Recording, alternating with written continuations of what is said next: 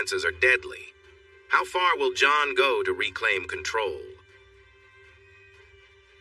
Friday. I am so excited for this trip. John, I can't believe you got us a place for skiing the week before Christmas. This is going to be the best Christmas vacation ever, don't you think, kids? Yep, this is going to be great. All right, let's make this our last stop. Remember, no delays. Let's load up and get going. She turned to her husband. Thank you, dear, for making this possible. Just another reason I love you so much. She reached across the car and gave John's knee a gentle squeeze. He glanced in the rearview mirror. We'll have time for that later, Jamie. We're in a 2-bedroom condo. One for the kids and one for us. Now let me focus. You know the rules. And so it began. Her main goal this week was to do everything she could to keep him happy so things would go smoothly. It was best to avoid any conflict. She looked back at Chris and Haley, who were 10 and 12 years old, just 18 months apart. With headphones on, they were deeply engaged with their games. They knew the rules, too. It was better to stay quiet and not move around or ask to stop for any reason. As they continued the 4-hour drive to the slopes, her mind wandered. Thoughts and memories floated by. She recalled the vision board she had made in high school. She had been on the right path, straight A's, or almost. A dual major in business and accounting. She had a promising job waiting for her far from her strict parents. Then she met John. He was easygoing, friendly, a good listener, and made her laugh. They enjoyed the same things. Before long, they were very close. The time they spent together was nice, though she didn't have much to compare to. But just before graduation, she discovered she was going to have a baby. How? She was on the pill and took it very seriously at the same time every day. The last few packs looked a bit different, but she thought it was just a different brand. Suddenly, her plans changed overnight. John suggested they could end the pregnancy, but she couldn't do that. She felt a connection to the life growing inside her. Instead, she decided she would become a single mom. But then he asked her to marry him. Shortly after graduation, they had a small courthouse wedding. No dress, no celebration, and a very quick honeymoon. Her parents refused to let her show her situation publicly. Finding a job was difficult. Who would hire someone who would need time off soon? John insisted she stay home to care for the baby. He was supportive, helpful, and wanted another child soon after. She turned around to check on the girls. Where had the years gone? She gently patted Haley's knee and gave her a warm smile, making the familiar 3-finger gesture they always used their little inside joke. The 3 Musketeers, though when John was around, it sometimes felt more like the 3 Mouseketeers, quiet and careful. She smiled at the memory. Haley returned the smile and gave her hand a soft squeeze. They were a blessing, truly. John sat back, quietly enjoying the silence. It made him feel in control, just the way he liked it. Life felt good to him. After graduation, he had made sure Jamie depended on him completely. He had switched out her medication without her knowing, and manipulated the situation until she got pregnant. One pregnancy after another kept her at home, unable to work or continue her education. Almost 3 years out of college with no job history, she had nothing to fall back on. John had charmed both their families into supporting him, adding guilt to her burden so she would do whatever he wanted. But after their second child, Chris, she started to change. She wanted to find a job, make her own choices, and act like they were equals. To him, that was unacceptable. In John's mind, her role was to serve him and not cause any issues. But he blamed her for everything that went wrong, his job struggles, his team losing, even minor issues like the car needing an oil change. He convinced himself it was all her fault. This led to his anger growing, and he became more hostile. He began to lash out, not always physically but often emotionally, making sure to hide any signs of his aggression. Despite this, she began to stand up for herself. She questioned his absences and his so-called business trips. She even dared to defend herself when he tried to control her, so he came up with a new plan to ensure she stayed under his control. He manipulated her again, and when she got pregnant once more, he made sure it wouldn't last. He gave her a strong dose of medication, enough to cause a miscarriage. At first, he found it almost amusing, but when she suffered greatly, both physically and emotionally, he started to worry that he might have gone too far. Still, it worked in his favor. The emotional pain she went through was immense, and he used it to blame her for everything that went wrong, even the loss of their unborn child. He felt a twisted sense of satisfaction. His anger sometimes got the better of him, and he acted out violently, though this time things got more out of hand than he had planned. An accident had left her hurt, her head split and her arm broken. But to others, he played the grieving husband, sharing his sadness and frustration, making sure the blame never fell on him. For years, she stayed silent, and John felt like he had complete control. She became the perfect, quiet presence in the house, never questioning him. Life continued as it had before, and now he had Emily, who seemed almost like a mirror image of her mother. But even as everything seemed to fall in place for John, the weight of his choices was slowly creeping up, though he refused to see it. He thought women were often so easily fooled.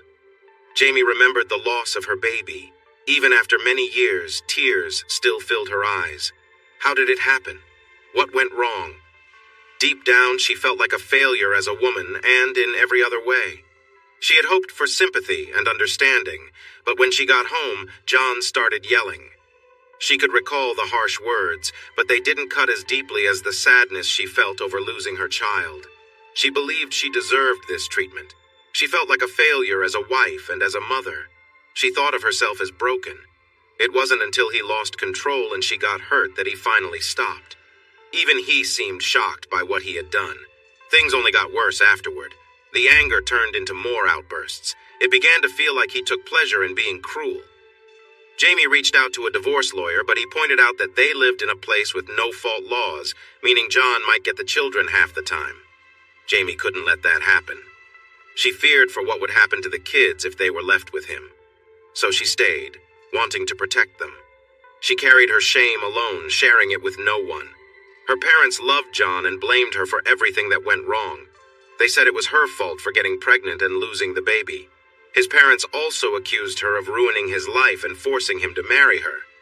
Jamie took it all without defending herself. She believed deep down that she was a loser. When he got angry, she silently took it. If he turned his frustration toward the children, she stepped in to redirect him, taking on their upset too. She never left them alone with him. It was hard, but she stayed positive and found joy in watching the girls grow up to be wonderful young ladies. Maybe, just maybe, this week would be different. After a long drive, they arrived at the ski resort, checked in, and unpacked. They had a quick lunch before heading out to ski. John gave clear instructions on the gear needed. When the staff tried to suggest better options for Jamie's boots and skis, his glare ended the conversation. The kids were enrolled in ski school for the afternoon. They weren't thrilled. The girls thought they were ready for more challenging runs, but Jamie believed they needed more practice. The adults made their way to the slopes. "Jamie, it's been a while since we skied. Why don't you take a few runs on the easier slope first while I take the one above?" John suggested. "No way. I'm ready to tackle something tougher. Let's go for the next level up." They took the chairlift to the top, and when Jamie looked down the slope, it seemed steeper than she remembered, making her second-guess her decision. But she declared, "And I'm off." John followed. At first, she felt rusty. The slope had icy patches and was worn from use. She knew she had to be careful, so she tried to focus on her technique, maybe too much. As she tried to relax and get comfortable, she was almost at the bottom of the slope when her ski caught and she fell forward. She reached out to grab her poles but landed hard. She felt a sharp pain in her forearm and knew something was wrong. As she tumbled down the hill, she could barely feel her skis come off. When she finally stopped, she clutched her arm, wincing in pain and worrying about how bad it might be. John rushed over, looking upset. "Jamie, I can't believe you. I told you to take it easy. Let's try the easy slope. But no, you wanted to go downhill. I'm sure it's okay. It's probably just a sprain. I'll ski down, get a bandage, and put some ice on it. A couple of pain relievers, and I'll be fine," she replied, trying to stay calm. "Look at your arm. It doesn't look right at all. We should just go home. Why won't you listen to me? How have I dealt with you like this for so long? Your mom is right. You really need to think. I know.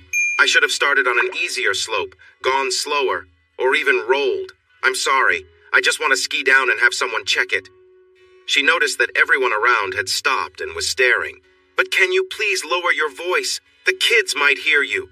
You always do this. You make everything worse. Look at what you've done. You're making my life so difficult. I'm really sorry, John. I'll stay with the kids while they ski and you can still have fun. Let me get up. She tried to rise but couldn't because of the pain in her arm. I think I hurt my arm badly. This is the worst timing. I messed everything up. John grabbed her ski jacket and pulled her up. Get up, come on. Hold on, don't move yet. A man in a ski patrol uniform skied over. Hi, I'm Nate. Is this your first day skiing? She nodded. You looked a bit tense. You probably should have started lower. Let me check your arm. Where does it hurt? My left arm. I think it's broken. He lifted her sleeve to take a look. Yeah, it does seem that way. How about the rest of you? He looked at her with kind eyes. She found it hard to look away. It felt different. There was concern there, mixed with something else. She shook her head, trying to clear her thoughts. He examined her legs and back, and she could still feel where he touched her long after. It felt strange, like something out of a story or movie. Looking back at John, she saw no love, no care, just frustration, just anger and frustration. What was she thinking? She knew better than to expect anything different, and she understood that she was in for a rough time. Their nice week was turning into a tough one. Looks like just your arm is hurt. Let's get you on this sled to take you to the clinic. No, I can ski down myself. Sorry, miss. Jamie. Right, Jamie. I think you'll need to move a bit less for now. But first, let's get you on the sled. If you have another accident on the way down and hurt your arm again, it could be bad. Trust me, you'll enjoy the sled.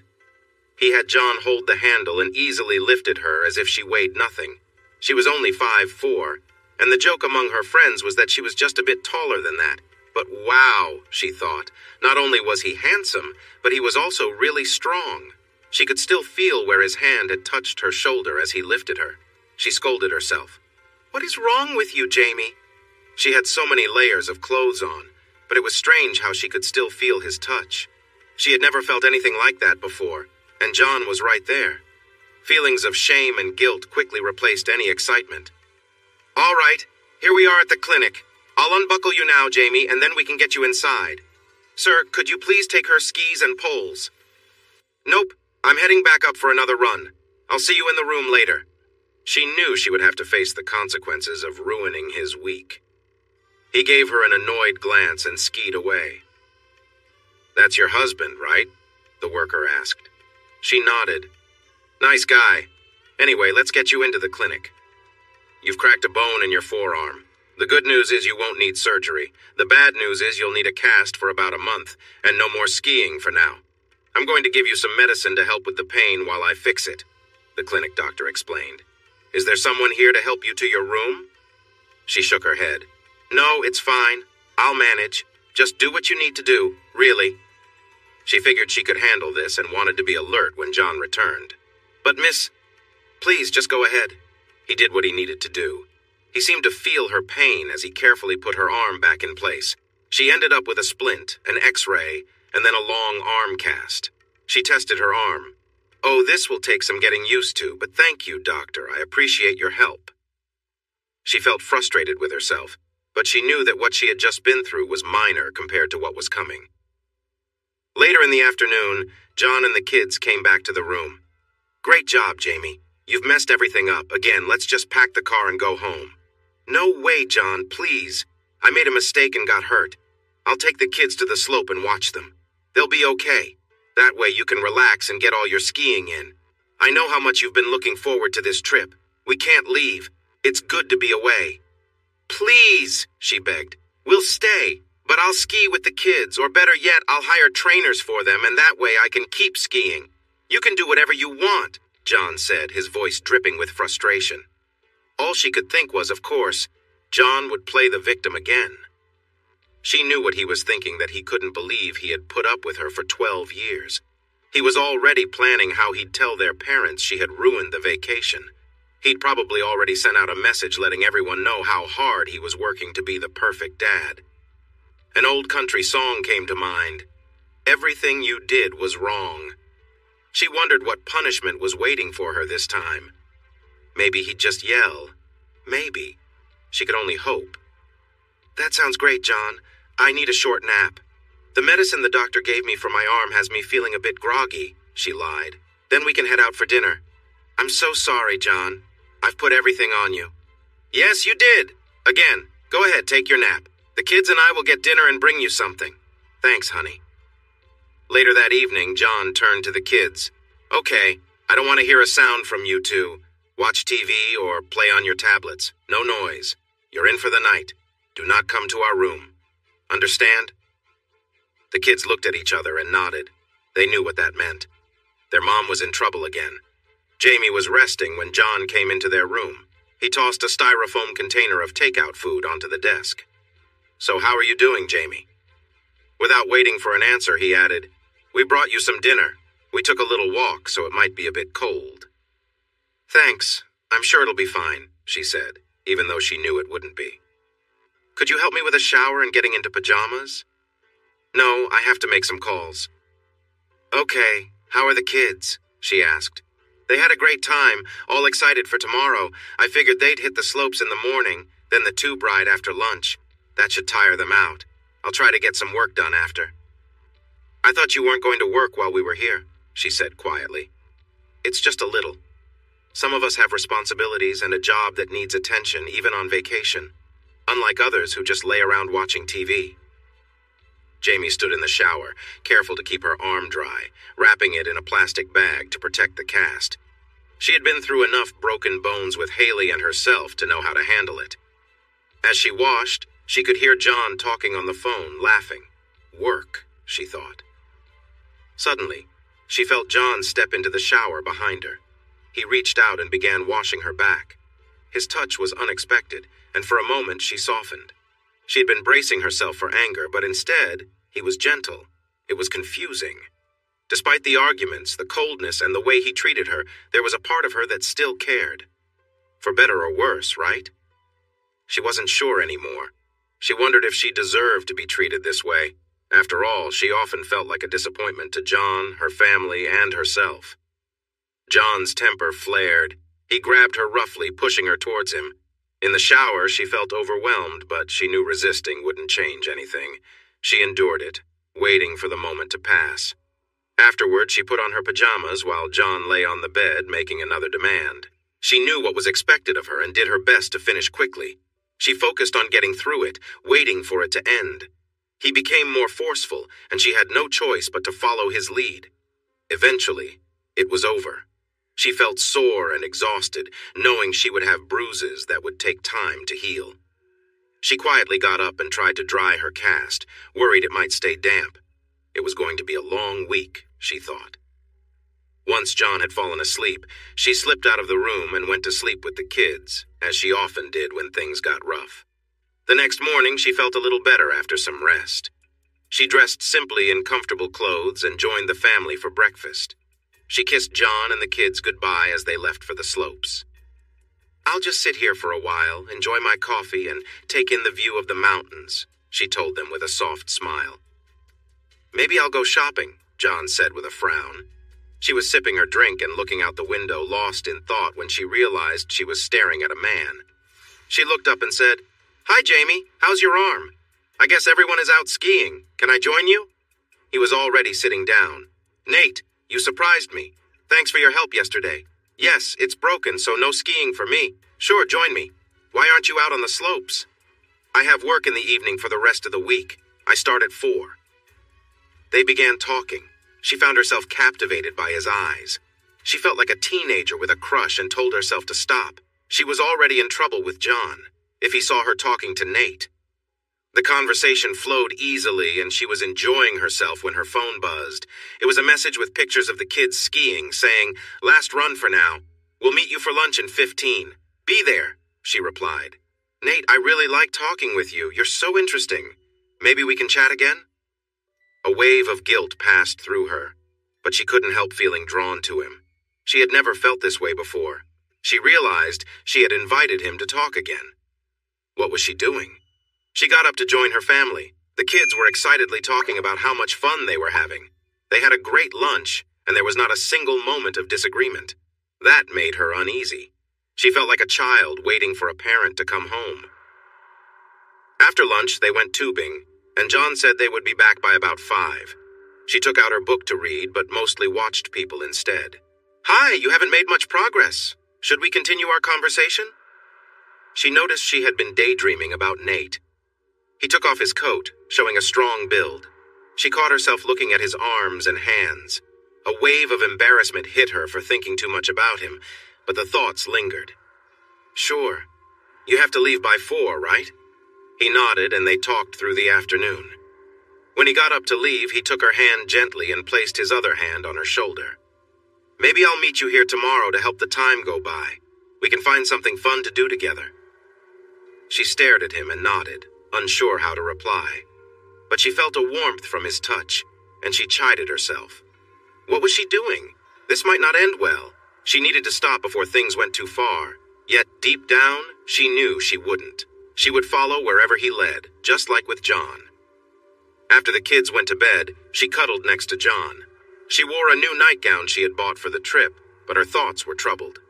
She noticed John's reaction, which made her feel a mix of emotions.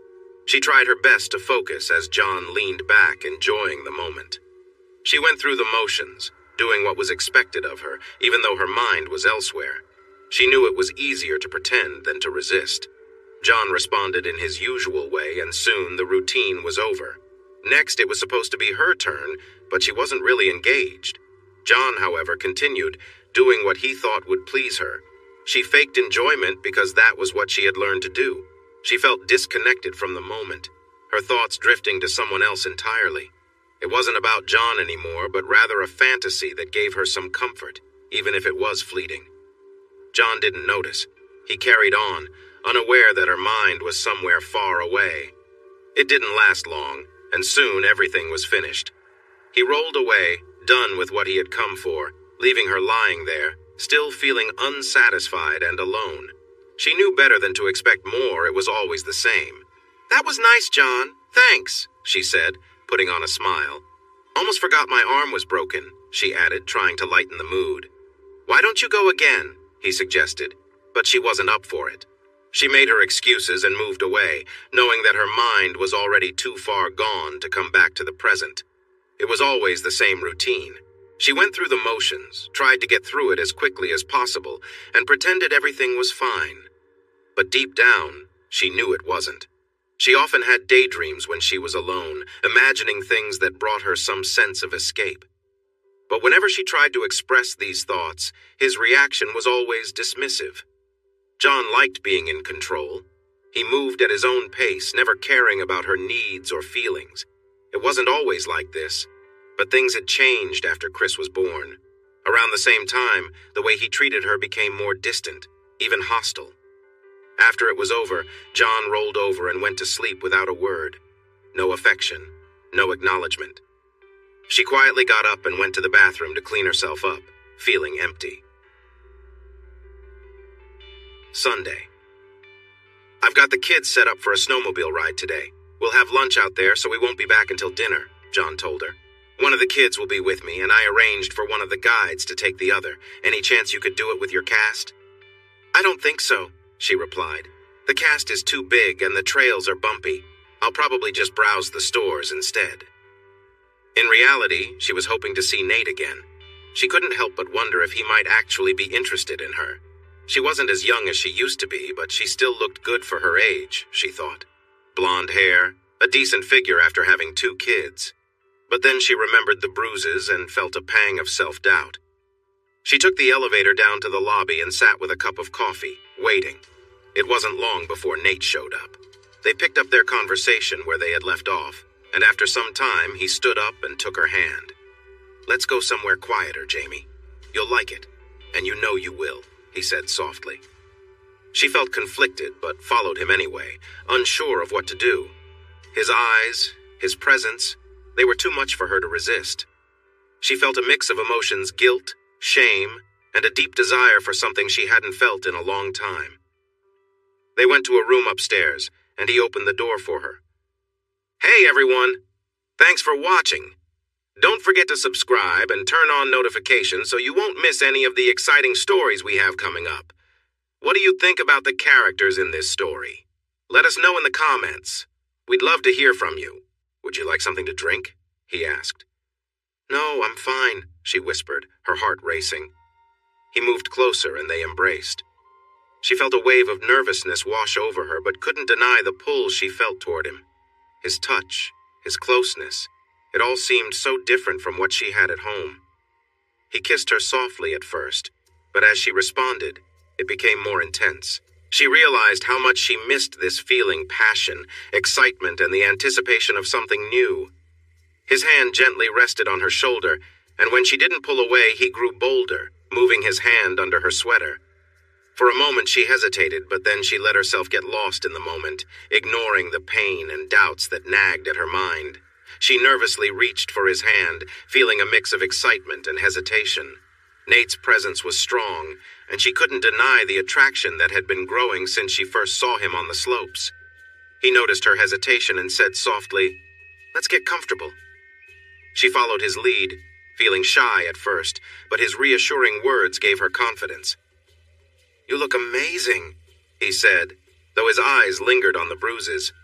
"I must have fallen earlier," she lied, brushing it off. Nate smiled and continued undressing. She was taken aback by how fit he was, like someone straight out of an action movie.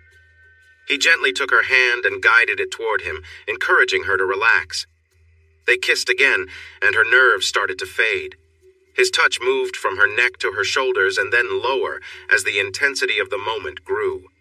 She felt a rush of emotions, guilt, excitement, and a strange sense of liberation. She had never imagined herself in this situation, but something about it felt unstoppable. Her thoughts drifted to John briefly, but it wasn't love driving her actions now. This was pure, raw desire, something she hadn't felt in a long time. It was unfamiliar but undeniable. As things progressed, the moment became all-consuming. She felt a surge of emotions, excitement mixed with disbelief at what was happening. She was swept away by the intensity of it all, feeling like she was living out a fantasy. It felt thrilling, even though she knew she was crossing a line she could never uncross. Everything about Nate, his strength, his confidence, made her feel like she was in a storybook romance. She let herself get lost in the fantasy for just a little while longer, imagining a world where she didn't have to worry about consequences or reality. For now, she was just someone enjoying a brief escape, forgetting everything else. As she lay there afterward, the fantasy lingered in her mind. For a moment, she let herself believe that this could be something more, even though deep down she knew it couldn't last. She smiled to herself, caught between the dream and reality, wishing the holiday wouldn't end so soon. It didn't take long for her to feel a rush of emotions as her body responded, each moment building on the last. She had hoped for a quiet moment afterward, to just lay there together, but that wasn't what Nate had in mind. "That was great, Jamie. Now, how about helping me out?" he said casually. She didn't even think before she complied, though she had wished for something more, something gentler. She tried to position herself differently, hoping for a more mutual experience, but Nate stopped her. "No, Jamie, I don't do that," he said, much to her disappointment. He then adjusted her position again, this time more assertively, and she followed along. He continued, but something inside her started to feel uneasy. Still, she went along with the moment, trying to push aside her discomfort. After a while, as things progressed, the lines between excitement and discomfort blurred for her. When Nate became more insistent, pushing boundaries she wasn't comfortable with, she finally spoke up. "Nate, I've never done that. Please stop," she said, pulling away. He hesitated for a moment before respecting her request and continuing in a way that felt less intense. Eventually, the moment passed, and she felt a wave of exhaustion wash over her. The adrenaline and excitement faded, leaving her with a sense of guilt and confusion. "I need to go," she said softly, feeling the weight of reality settle in. "That was something, but I really need to go now." Nate seemed to understand. "That's fine, Jamie. Everything's okay, right? No one needs to know," he reassured her. She nodded, but the guilt was already building up inside. What had she done? She needed to leave, to think, and to figure out what this all meant. What happens at the resort stays at the resort. "Right, but we can't do it again. I just can't. I'm sorry, Nate, but thank you." It was nice, but it wasn't anything special, really. He was just like a few others she had met. He seemed to only care about himself. Were all men like that? Or was she just choosing the wrong ones? If all men were like that, she thought she might stay single. Well, single unless something happened with John. But how had she let this happen? A guy she barely knew took her hand and asked her to go with him, and she did. Why did she just go along with it? Why had she given him that kind of control? What was wrong with her? She knew one thing for sure. No one was going to have that kind of power over her again. Ever. Except for John, until Chris went off to college. A tear started to form in her eye. It felt like she would never forgive herself for what she had done. It was a sign that John and her family were right. She felt she was becoming one of those people, someone who had betrayed trust. Another failure to add to her list. She was better than that, wasn't she? How had she lost her way so easily? She left. It was already early afternoon. She checked her phone and turned it back on. Pictures of her kids smiling back at her. They were the three things she cared about most in her life. And here she was, feeling ashamed on her way back to their hotel room. There were texts and a few missed calls from John. "Are you okay? Your phone went straight to voicemail. Why is your phone off? We'll be home by 5 and we'll go to dinner." A wave of fear washed over her. Had she messed things up? John was clearly upset, and that was never a good sign. She texted back, "My phone was dead and I left it in my room when I went shopping. Looks like you all were having a great time. Wish I was there. See you when you get back." She jumped in the shower, trying to calm down, but it didn't work. The weight of what she'd just done clouded her mind. She was sure she looked guilty, that John would somehow know. She had no idea what would happen if he found out, but how had she let this man have so much control, a man she hardly knew? John had a special place in her heart because of their history together, but now, he would have even more power because of her actions. The guilt and shame made her feel weak. It took away her resolve. She tried to rinse it all away, even washing her hair. She knew it would likely be messy without any products to tame it, but she couldn't risk anything lingering in it. When they got home, the girls were so excited. She felt almost as excited as before at the start of their trip. They had a chance to drive the snowmobiles and made plenty of stories to share. John reminded her to be careful while driving. Jamie felt sad for missing out on the fun with them. John noticed her feelings. "Are you okay?" he asked. She couldn't look at him. His gaze made her feel guilty, as if she needed to confess something. She thought about how it felt like a big neon sign of guilt was right above her. "Yes, I'm fine. I'm just sorry I missed everything. I went into town for a little shopping, but my arm was pretty sore afterward," she replied. "Why don't we do something together tomorrow?" he suggested. "No, you and the kids should make the most of your time. What are your plans for tomorrow?" The girls chimed in. "We're going skiing in the morning and ice skating later. Why don't you watch us?" "Sure, I can do that. Watching sounds fun," she said. That night, after the kids were asleep, John tried to be romantic. He touched her, but she felt groggy from the pain pills she had taken. She sensed his unease and felt a wave of fear. She knew there was no way he could tell something was wrong, but it felt like everyone could see her secret. "John, I can't. I'm really tired and my arm hurts. I'll probably sleep through the night. I'm sorry for spoiling our plans." He looked at her, his mood shifting. "No problem. I understand. I should have seen this coming, but you know the rules?" Yes, she remembered. At least she could follow along in some way. John had noticed something was off. Jamie always had her phone and never let it die. What if something happened to the kids while she was out? He remembered her guilty looks and how she hadn't looked him in the eye. She spent the day shopping but didn't come back with anything. That didn't seem like her at all. He never imagined Jamie could ever stray from him. She was too fragile for that kind of thing and didn't have the strength. He always expected her to follow his instructions. She was aware of what could happen if he suspected anything was wrong. She knew better than to cross him, or so he thought. Maybe he was mistaken, but he was determined to find out, even if it meant being harsh. She needed to face consequences for making him doubt her. This could even be an opportunity for some excitement. He started by checking her phone. He wanted to be sure there were no calls or messages he should worry about. She might have deleted them. He activated the phone tracker and made sure it showed up on his device. He searched the 2 rooms quietly. There was nothing unusual. She hadn't ordered anything. He rummaged through the trash. In the kitchen bin, he found a tied-up bag. It annoyed him that he had to dig through the waste to reach it, hidden among some food containers. When he opened it, a wave of anger washed over him.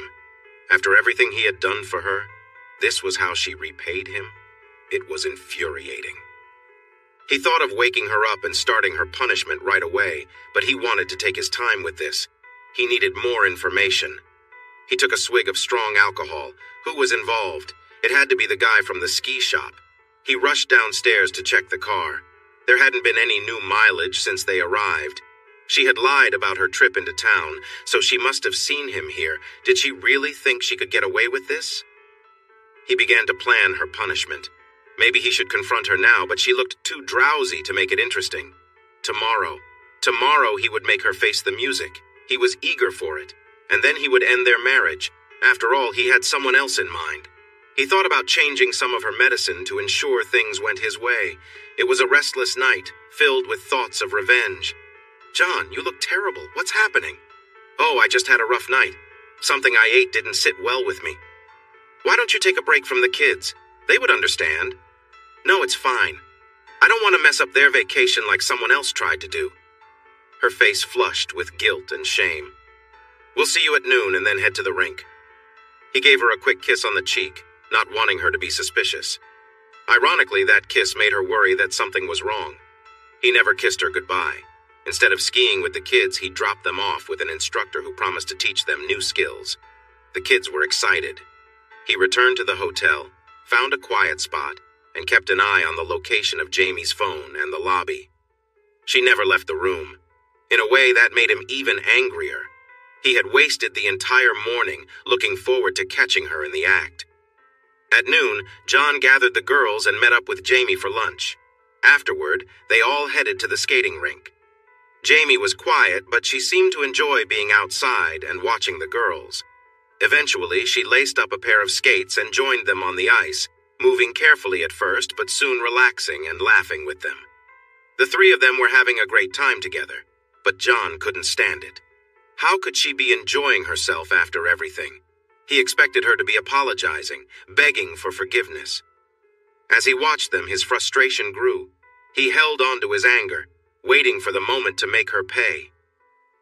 Later that evening, after dinner, the kids went to bed. Jamie turned to him and said, "Come on, John, let's go to bed." He was caught off guard.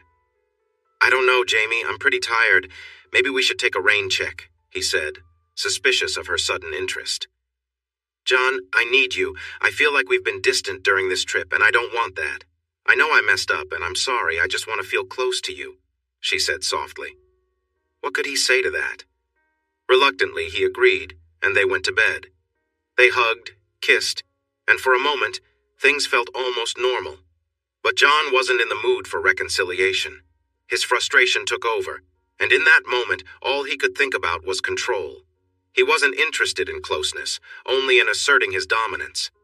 As the night wore on, his anger simmered beneath the surface. He held on to it, letting it fuel his sense of power. Jamie remained quiet and compliant, unaware of the storm brewing in his mind. John had regained his control, but it didn't bring him the satisfaction he thought it would. In the end, he stayed by her side, but his mind was still clouded with anger and resentment. He felt in control again, but at the same time, a part of him knew that something had changed.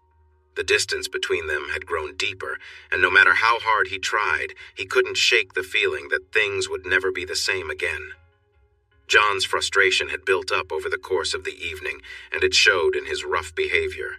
With Jamie on all fours, he became forceful, his actions harsh and unkind.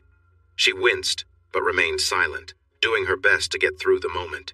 He moved quickly, with no care for her comfort, and she could feel the tension between them grow even stronger. As he continued, it was clear he wasn't holding back, and his intensity only increased. Jamie tried to keep up, but there was no gentleness in his actions tonight. She offered to try something different, hoping to ease the situation, but it only seemed to frustrate him more. Her willingness was met with indifference as he continued to push boundaries, not giving her a chance to prepare. Tears welled up in her eyes, but she stayed quiet, enduring his rough treatment. He didn't notice, or perhaps didn't care, as he continued without pause, his mind focused solely on his own satisfaction.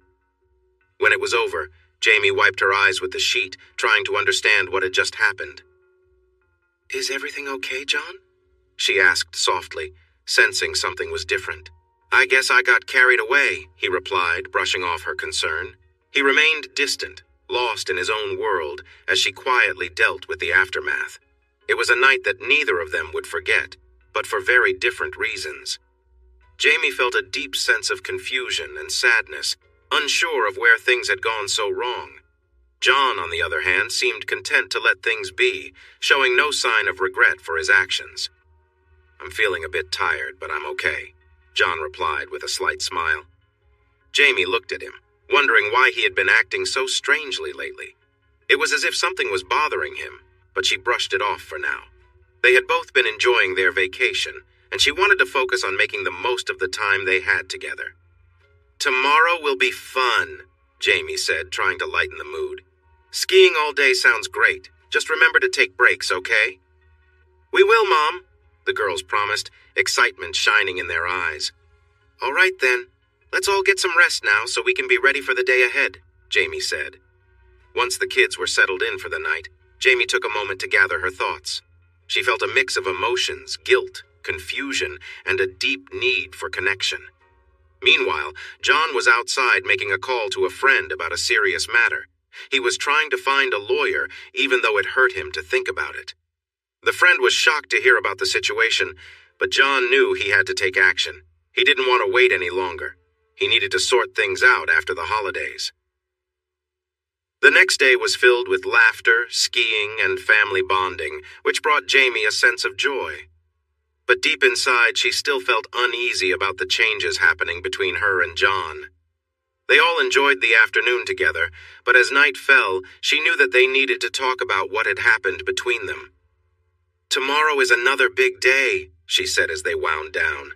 "Let's make sure we stick together and enjoy every moment." The girls nodded, their faces showing anticipation for the day ahead. But Jamie couldn't shake off the feeling that something important would need to be addressed soon.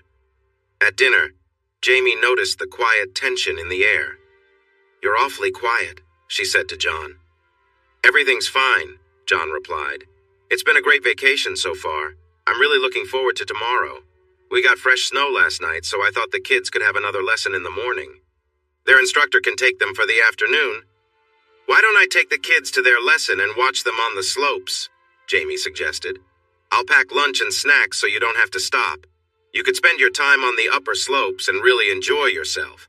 It's your last chance to make the most of this trip. What do you think?" John stared at her for a moment before responding. "Sure, Jamie. Sounds great. And then the day after we'll have the long drive home," Jamie continued. "It'll be the 23rd, just a day before Christmas Eve." "It's my birthday," Haley piped up excitedly. "We get to celebrate, and I get presents, right, Mom? And an ice cream cake. I can't wait." "You're exactly right, Haley," Jamie smiled. "We'll celebrate. But with the drive and everything, some of the celebrating might have to wait until Christmas Eve, okay?" Jamie's mind, though, was elsewhere. Her thoughts were distracted. "What's wrong, Mom?" Haley asked, sensing the change.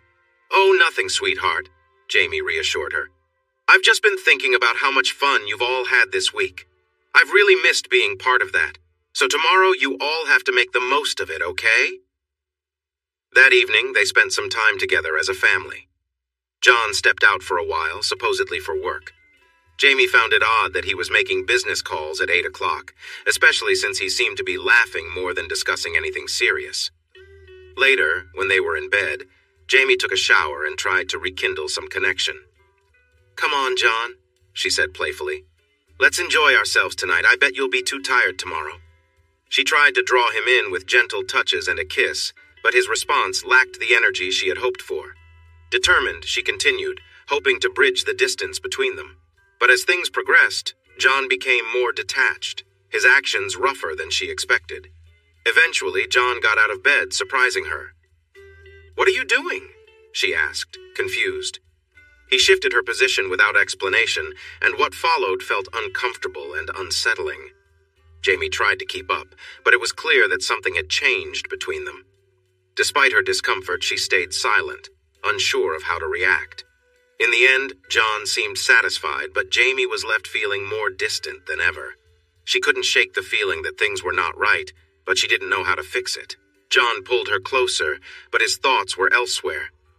As they lay there, he felt a surge of control, thinking about the future and what would come next. He imagined dragging things out, making her plead and beg, before finally going through with the divorce.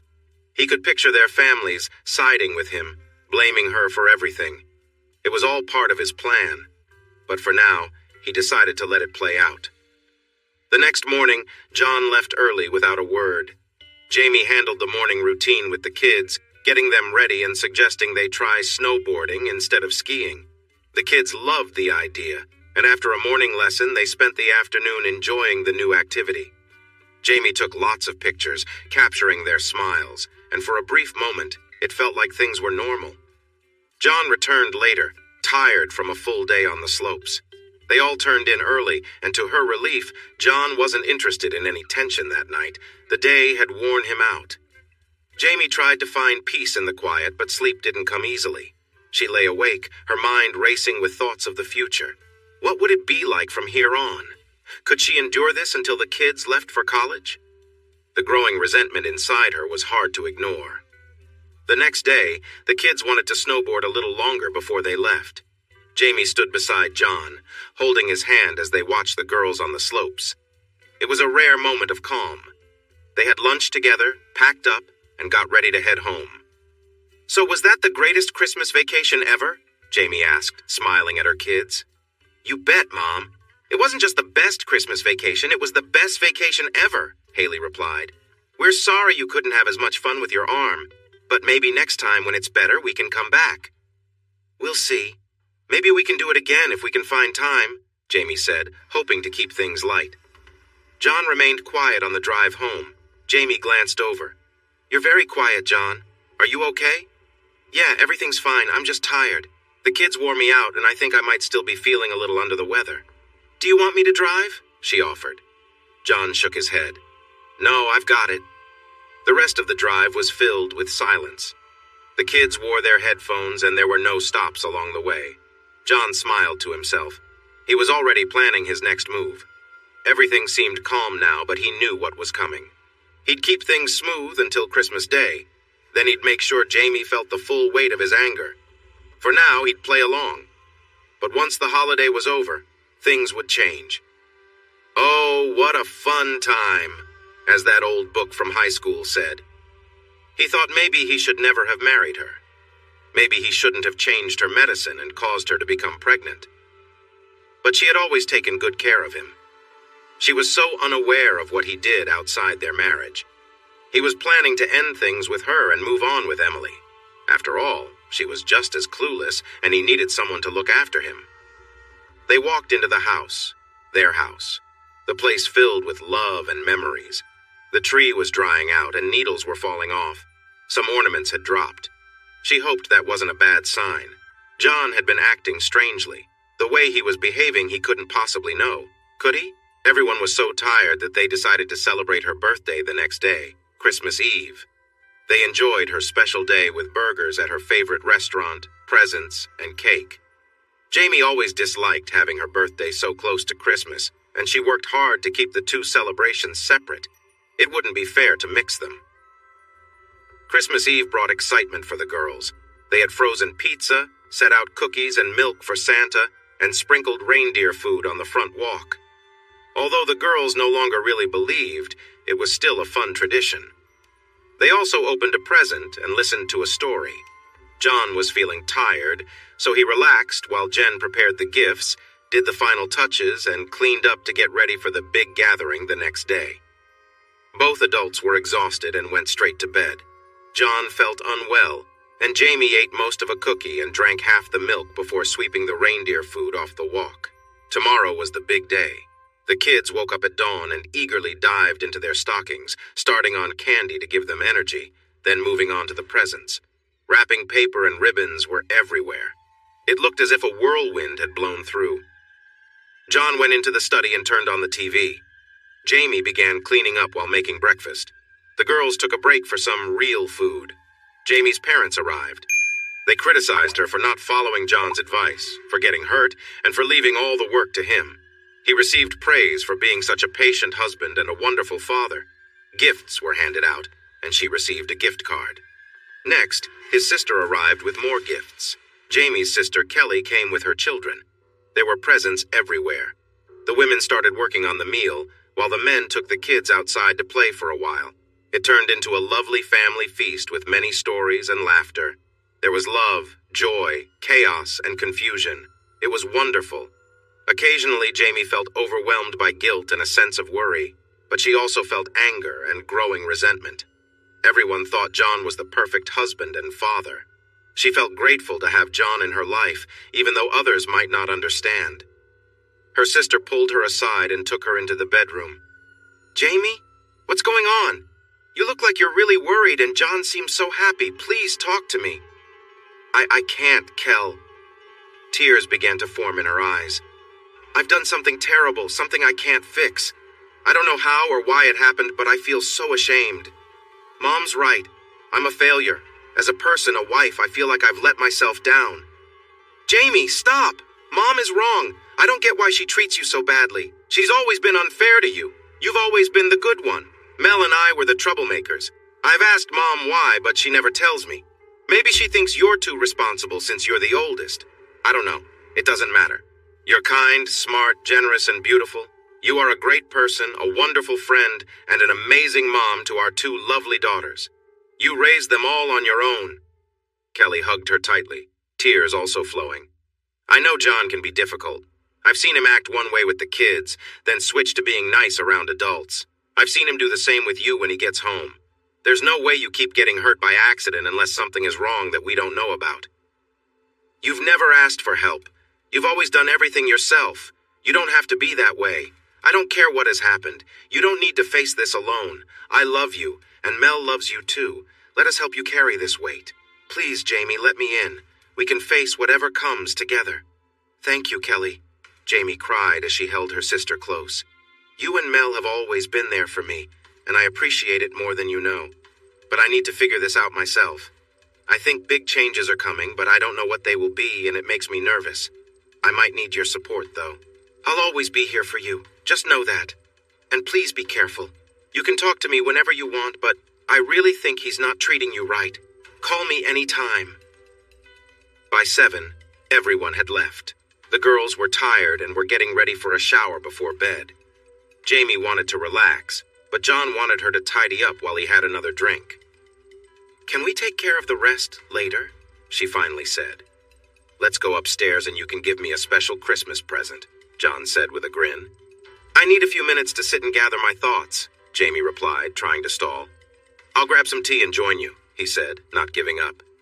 Later, as they sat together, Jamie tried to break the tension. "John, thank you. This has been the best Christmas, and even with my broken arm, it's been the best vacation we've ever had, except for our honeymoon, of course." John's response was sharp. "Well, if you remember, you messed that up too. You had morning sickness the whole time." Jamie looked down, feeling shame wash over her. "I know, but this vacation felt special. I'm sorry I didn't listen to you earlier in the trip. I'll make it up to you, I promise." She noticed something shift in his expression, a strange combination of anger and something more unsettling. Suddenly, fear crept into her. She knew what that look meant. "Yes, it was great," John said coldly. "The kids had an amazing time, a time they'll always remember. Unfortunately, it's probably the last time we'll have something like this." "What do you mean?" Jamie asked, her heart sinking. "I have an appointment with an attorney next week," John said flatly. "An attorney? For what? What kind of attorney?" Jamie's voice trembled. "A divorce attorney," John replied, the words hitting her like a blow. "A divorce attorney?" Jamie's mind raced. "Why? I don't want a divorce. We've been happy, haven't we? We have so much together, John. I love you. Why are you doing this?" John didn't mince words. "Stop pretending, Jamie. I was going to leave on Sunday night, but I thought that wouldn't be fair to the kids." "Sunday? What are you talking about?" Jamie asked, panic rising. Without a word, John threw a pair of panties onto the table. Jamie's stomach dropped. How could she have been so careless? "What are those?" she asked, her voice barely above a whisper. Don't play dumb, Jamie. Those are your panties from your little meeting with Nate. I could smell it from across the room. John's voice dripped with disgust. Her world crumbled in an instant. She sat frozen, unable to process the situation. Then suddenly, the first hit came. She didn't see it coming. The blow knocked her to the floor. "John, please, I'm sorry!" Jamie cried, her face stinging. "I don't know why I did it. It was a mistake, I swear. I've never done anything like that before, and I'll never do it again. Please, we can work through this. I love you so much. Can't we find a way?" John wasn't listening. He grabbed her shirt, yanked her up, and slapped her again, throwing her back down with force. "You talk about feeling empty?" John spat. "That's how I've felt all week. I leave the house and you run to Nate. After everything I've done for you, this is what you do to me? You make my life miserable, and now this? How dare you?" "John, please," Jamie pleaded, tears streaming down her face. "The kids will hear us. Please don't scare them." "I don't care about the kids," John yelled, his anger boiling over. "I'm not sure why you got pregnant and made me marry you, and then you convinced me to have a second child. John, please don't scare them. I don't know how it happened. I was using birth control. You wanted the second baby, right? I'm really sorry. And even my sister noticed you were not yourself. What were you thinking about? Is it him?" He kicked her. "You let another man touch you? You belong to me. Now all I can think about is him around you. I can't handle that. How could you betray me? How could you break our vows? No, Jamie, I shouldn't have married you. I should have left you and the child alone. But I felt bad for you. Honestly, the child might not even be mine." He pulled her up and hit her again. Suddenly she thought of bears. If a bear comes close, they say to curl up and play dead. She almost laughed. This time the bear would get her, no matter the position. He hit her in the stomach and pushed her against the couch. She fell onto the floor. He came over and hit her again. "You hurt my hand!" He picked her up and hit her once more. "Just give me a minute. I'm moving your things to Haley's room. I can't stand to see you or touch you anymore. It makes me sick. We'll tell the kids tomorrow. I'll explain what a terrible mother you are. I'll stay here until I talk to the lawyer. Then I'll probably leave." "Wow, Jamie. This was the worst Christmas vacation. I'm finally free. It's time to move on. You've messed up my life long enough. Maybe this was the worst vacation ever. But what could she do now?" Her head spun, and blood trickled from her lip. She didn't know what he planned, but it surely would be dramatic. Everyone in town would find out about her supposed infidelity on their Christmas vacation. Was that laughter she heard upstairs? Oh no, she could hear John talking on the phone with someone. And from his tone, it was clearly a woman. As she looked at her injuries in the mirror, she thought it was time to curl up and cry.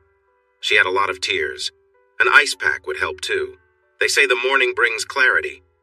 For Jamie, it came in the middle of the night. How had she let herself get trapped in this situation? She didn't deserve it. She wasn't a failure. She had just allowed John to treat her poorly for 12 years. Why had she been so weak and passive? He was right. They should never have married. Enough. It ends now. She was going to take charge of what happened next, take charge of her life. So she went to work. She opened a new online account with half of her savings. She also applied for her own credit card. Next, she checked his computer and found a lot of calls to a certain number, going on for over a year, even during their vacation. She needed to call that number before she talked to John. Then she discovered a secret account where he was spending nearly as much as he claimed to be earning. She made an appointment with a divorce lawyer that her friend Greta had recommended. She thought this time of year might be quiet for the attorney, so it was a good opportunity to be seen.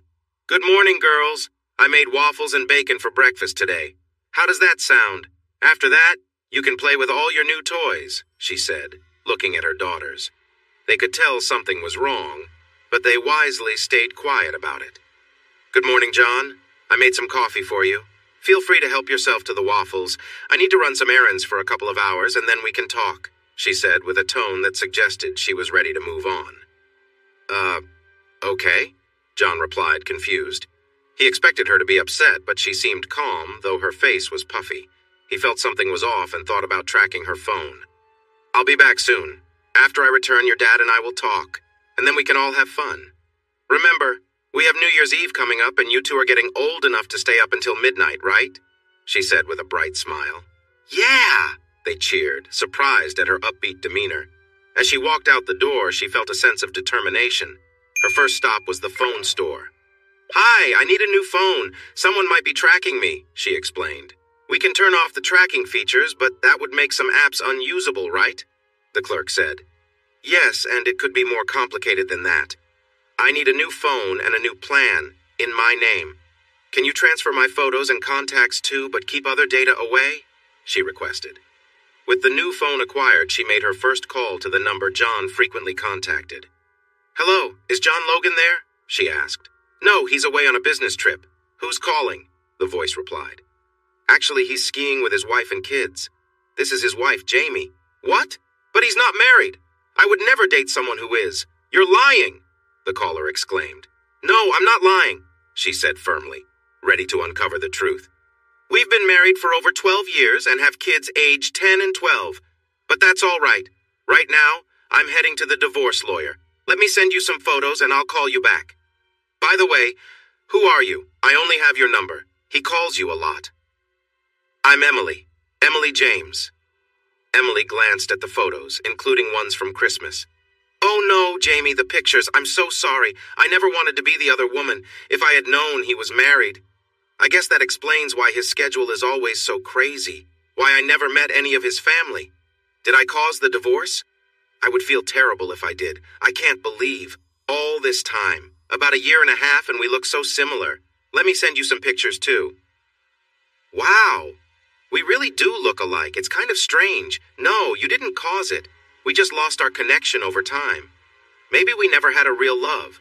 Maybe it was just the next step in our relationship. Anyway, it's clear he's not happy.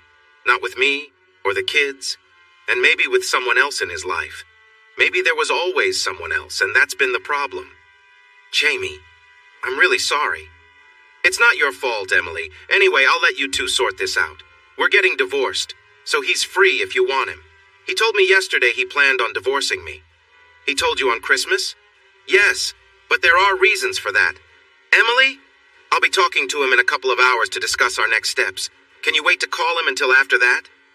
"Sure, but I really care about him. I don't know what to do." She sounded upset on the phone. "Emily, maybe he cares about you too. He hasn't been happy with me for a while. Maybe he never really was. I don't know." "Jamie, I'm so sorry. If I had known or even suspected, I would never—" "It's all right, Emily, really. It's not your fault. He never seemed excited about me. Looking back, well, never mind. He didn't show much passion, only his own feelings. Anyway, it sounds like you both have a lot to talk about. Good luck." "You too, Jamie. I really don't know what to do next. If I can help at all, just call me. I've known him for a long time. So, Amber, I'd like the house and the kids. I don't care much about child support or alimony. I think I can find a decent job. A few friends from the PTA and sports have an accounting firm and want me to come work with them. But I think he'll want to make things difficult to get back at me for the affair. You know how it is. What do you think?" "Well, this is a no-fault, 50/50th state, so at worst you'll share the kid's time and may have to buy him out of the house or sell it. He will have to pay alimony for at least a year and child support until the kids are 18. Looking at your face makes me want to take a lot of photos. I guess you want to have the kids most of the time, right? Why didn't you ever call the police on him? He can be very charming. He would turn on that charm and people would believe I was the problem, not him." I laughed. "Plus, I have my own challenges." "Oh, I see. So since he was unfaithful too, maybe you can use the money he owes you as leverage to get what you want. If he resists, we could take it to court. We would show the pictures and let the judge decide. Usually the judge sends it to mediation first, and you would have to attend counseling, but considering your situation, do you have other marks?" "Quite a few." "That's not ideal, but if he slips up, we can show them in court, and it will be part of the public record. I doubt he would want that. So here are some ideas." "Hi, kids! I'm home. Hey, I spoke to Mrs. Friedman. Why don't you go upstairs, gather some things, and head to her house to see what toys they got for Christmas? I heard they got some really fun things. Put on your coats. She mentioned she has some cookies left over that she wants you to try. Now, hurry up and have fun." "John, first, I want to say I'm sorry for what happened during our vacation. It should never have." "Just stop, Jamie. Save your excuses. You cheated on me. I'm getting a divorce." "No, John, you don't understand. I regret what I did, but I want the divorce. I don't love you anymore, and I think you feel the same. So we should focus on the kids and the house. Well, since you cheated, you must be a bad mother, so I'll take the house and the kids. You'll get nothing. I can see you're upset, John. I smiled inside as he began to turn red. Again, I'm sorry for what I did. We should have ended things properly first, but it happened. This state allows for a fair split, so we can either share the kids, sell the house, and divide the money, or you'll have to provide me with some support. What? No way. Yes way. Now please calm down. The kids and neighbors shouldn't hear us fight. You're meeting your lawyer next week. I've already talked to mine and she's starting the paperwork. What? You can't do that. I can and I did. She will file it in a few days and you'll be notified. But here's what I suggest. Let me keep the house and the kids. I take care of them most of the time anyway. You can have them every other weekend and we can share the holidays. No, absolutely not. You broke our promises. I'm taking the kids. To get back at me, I understand, but they are part of this situation. I'm willing to give you the girls and the house. In exchange, I won't ask for any financial support. Are you serious?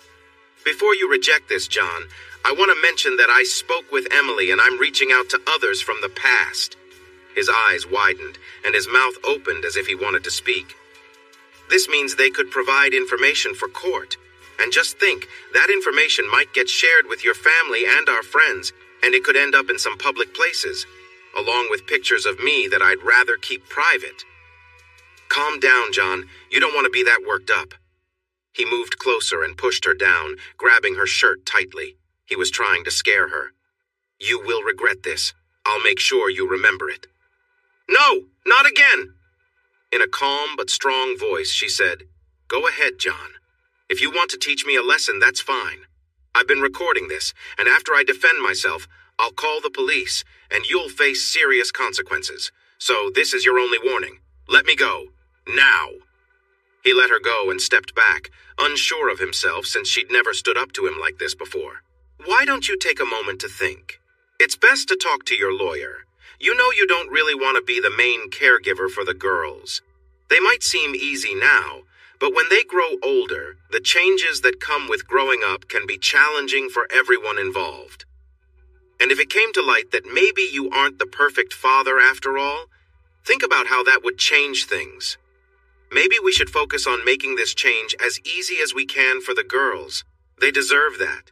They actually enjoy themselves more when you're not around, but I'll guide them to show they're sad about the situation. We can rearrange their rooms, and I can stay in Haley's room. We don't have to act like we're close, but we should at least respect each other. Talk to your lawyer about everything, not just the parts you want to share later. We'll plan our next steps after that. And don't forget, Emily is waiting for your call. You both have much to discuss. She wasn't too happy to find out that you were married with kids and that she looked a bit like my sister. Jamie went to the kitchen to get some coffee and then checked on the kids next door. As she turned to leave, Haley followed her out. Mommy, are you okay? Your face is all red. That's 2 days in a row. Can't you make Daddy stop? No, everything is fine, Haley. I think things will get even better soon. It's just adult stuff. Go have fun. I might need to stay in your room for a few days. Is that all right? Sure, Mom. No problem. But next week, the 4 of us need to sit down and have a chat. Well, it may be just a girls' meeting since I know your dad. Just us 3. Jamie knew a lot was about to change, but she felt hopeful, as if a heavy weight had lifted off her shoulders. She was ready for what came next. 4 years later. Mom, Chris and I are going to ride our bikes over to Emily's to see the new baby, okay? Sure, but the baby isn't that new anymore. She's almost 2. Jamie found it interesting that they still called it Emily's house and not their dad's. Kind of revealing. Say hi to her for me. You wouldn't want to drive us there, would you? Remember, in a few months I'll be 16 and can drive myself. I know you're going to miss it. That would be a no. I'll just have to handle the sadness of not driving you 2 everywhere. Is your father going to be there? No, he's on another trip or something. Jamie hoped he wasn't falling back into his old habits. Emily was nice, and they all liked her very much. A little later. Mom! Mom! Mr. Grisham's house is on fire. There's smoke everywhere. Haley, You call 911 and I'll run over to see if he's okay. He wasn't outside, was he? No, I didn't see him. You can go there, but do not go inside, understand? Jamie ran to Mr. Grisham's house. Smoke poured out of the windows and door. His car was in the driveway. Mr. Grisham! Lloyd! No answer. She checked the back. He wasn't there either. She assumed he must still be inside. She knew she shouldn't rush into a burning building and should wait for help, but she couldn't just stand by. She took a deep breath and went into the smoky house. She checked the living room. No one was there. She ran past the bathroom, but then backed up, soaked her shirt in the bathroom sink, and held it to her mouth. Her heart raced in her chest. She figured she could hold her breath for 30 seconds, but it felt like only 10 before she had to breathe again. Then she started to breathe heavily. The wet shirt couldn't protect her from the smoke that stung her throat and lungs. Her eyes were watering, making it hard to see. She kept coughing. The smoke seemed to be coming from the kitchen. Keeping low, she hurried to the kitchen. The smoke was thick, but she could see flames licking at the cabinets, walls, and ceiling. It felt unbearably hot. She recalled a story about a witch who melted. It felt crazy, like a nightmare. Through the smoke and her watery eyes, she tried to see what had tripped her. She gasped when she realized it was Lloyd. He lay still, not moving. She couldn't tell if he was breathing. Desperate, she checked, and after a moment, she blew air into his mouth. She coughed, but managed to give him 2 more breaths. She knew they needed to get out fast. The heat was overwhelming. She'd never experienced anything like it. She felt her hair starting to burn and something running into her eyes. It was painful. Summoning all her strength, she pulled Lloyd's feet and started dragging him backward, coughing the whole time. Once outside, tears streamed down her face as she hugged him tightly and stumbled with him, finally collapsing onto the grass in the front yard. Neighbors rushed to help. "He's not breathing. I'll take a breath. You check for a pulse." "How do I do that?" She gave him several deep breaths, then felt his neck. There was no pulse. In a panic, she unbuttoned his shirt and did chest compressions. The neighbors gathered around to watch. She pressed fast and deep, feeling his ribs crack beneath her hands. "Come on, Lloyd, please." Suddenly, he stirred and coughed. "Lloyd, breathe! Just breathe for me!" She barely noticed the crowd shifting around her. A hand touched her shoulder, causing her to jump. Though she couldn't see clearly, she heard someone say, "We've got this now. Start the oxygen and check his rhythm. Get an IV started. Use his left arm. Make it a big one." Staring at the scene, she offered, "Here, let me help. You look a bit rough. Here's some oxygen for you, too." She continued to cough and spit out dirt and soot. "You did a brave thing, but that was dangerous. Please sit on the grass. Someone get her a blanket." She looked down and realized her shirt was gone. Feeling embarrassed, she quickly adjusted her clothing. Neighbors must have loved that, she thought, and blood. There was blood everywhere. She tried to figure out where it was coming from. She felt dizzy but went to touch her forehead. There was a big cut, a painful reminder, she thought. She pulled her hand away and looked at it. Then she glanced down and gasped. Her arm was bright red and there were bumps forming. The same was true for her chest, and she could feel them on her face. She felt so hot. A wave of sadness hit her when she saw her hair. It was damaged. Her beautiful hair was ruined. She could only stare at it. "Mom! Mom! You saved him! You saved Mr. Grisham, but you're hurt! Mom! You're hurt!" She wanted to hug her, but when she moved, Jamie winced in pain. "Sorry, Mom. I'm so sorry." "It's all right, Chris. I'm okay." "She's fine, girls. Please step back a little and let her catch her breath. We need to start an IV and get her to the hospital with Mr. Grisham. Is your dad around?" "She's divorced. Just Chris and me." "Will you two be okay here by yourselves? Is there somewhere you can stay? Your mom will likely be in the hospital for a few days. We'll need to monitor her breathing closely." The girls looked at him, confused. "Sorry, she breathed in a lot of smoke, and that can harm the lungs." "Yes, sir. We can stay at my stepmom's, Emily. We were on our way when we saw the smoke." "Why don't you say goodbye to your mom? Try not to touch her too much. It might hurt. Then head over there and let Emily know what's happening, and that you'll be staying for a few days." "Yes, sir. Goodbye, Mom. We love you."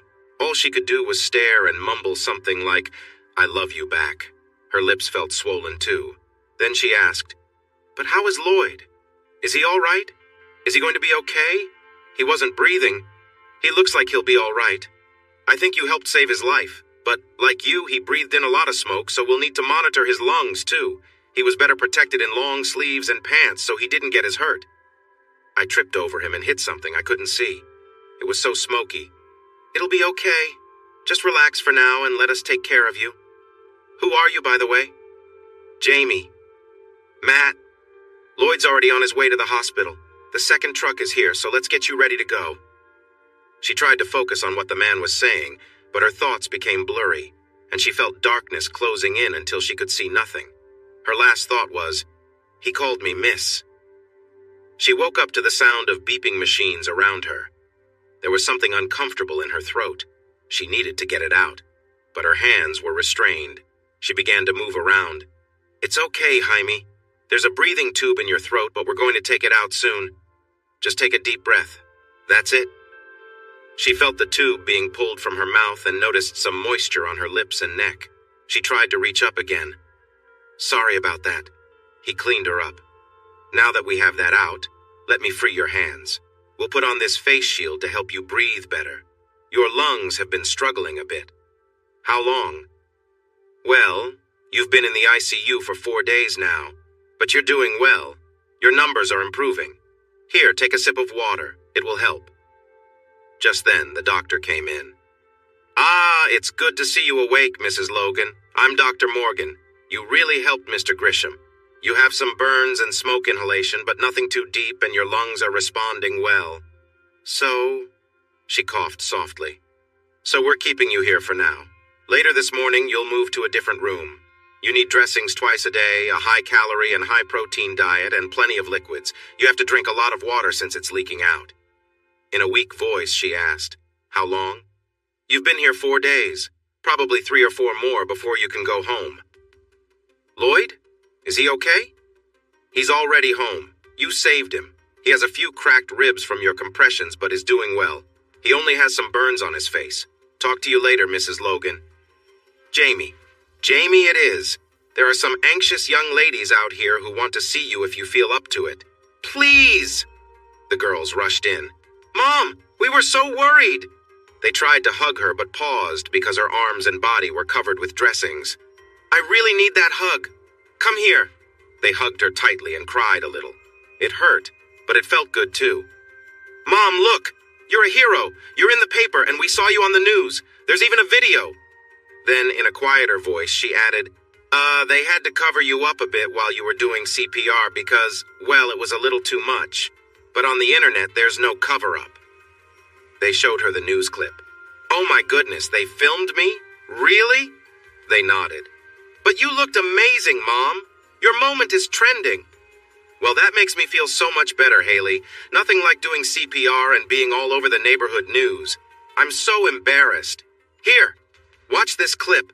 Oh my, I look like someone I saw at the fair. She paused.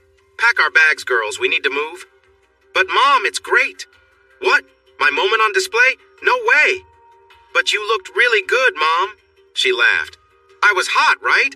I was running a fever, remember? They all laughed together. No, really, Mom, you looked great. You're popular, Mom. What? You've got over a couple million views online and lots of hashtags. You're famous. Great, just what every mom wants. Topless Mom. But my favorite was the recipe for baked goodies. The girls both burst out laughing. Mom, we checked your computer and... What? Why would you do that? You have like 1,000 friend requests on Facebook and a bunch of emails with pictures. Some of the guys are really good looking and they all want to meet you and go out. Some girls too, if you're interested in changing things up a bit, Mom. Yeah, Mom, you need to get back out there. You know that girls have their needs. Just look at Chris and how she acts with her boyfriend. You'd be surprised, Mom. No way, Mom. Just another case of Haley trying to put her own behavior on me. Then in a soft voice, like a little girl, Mom, you know I've always been the good one, and Haley, well, and in a motherly tone while stroking Chris's hair, I know, Chris. You've always been the good girl who gets good grades and helps me around the house. Haley rolled her eyes. I might throw up. She really thinks she's got you fooled. But seriously, Mom, you should get out more. Fill your life a bit, she laughed. My life is not empty. I'm happy with it. So please just delete my accounts when you get home. If I want a date, I'll just sign up on that hog farmer's dating site or something. More laughter. You know, Mom, speaking of good-looking guys, that fireman came by a couple of times, but you were asleep. He's really nice. Chris and I talked with him when he came in. He asked all about you and wanted to know about school and sports. Girls, you shouldn't share so much with strangers, you know that. But Mom, he's a fireman, and he's really nice. In fact, here he comes. Matt, how's the firework going? Anything exciting today? Today's actually my day off. I just wanted to check in and see how you girls are doing. Hi, Jamie. You probably don't remember me, but I'm Matt. How are you? Do you need anything? Mom, we're heading out. Emily's been waiting quite a while. They hugged her, kissed her, and left with playful smiles. The universal "he's so cute" sign. She laughed. I'm doing well, Matt. Thanks for checking in on me. I guess I was asleep when you came by before. How's Lloyd? He's already been released. Doing okay.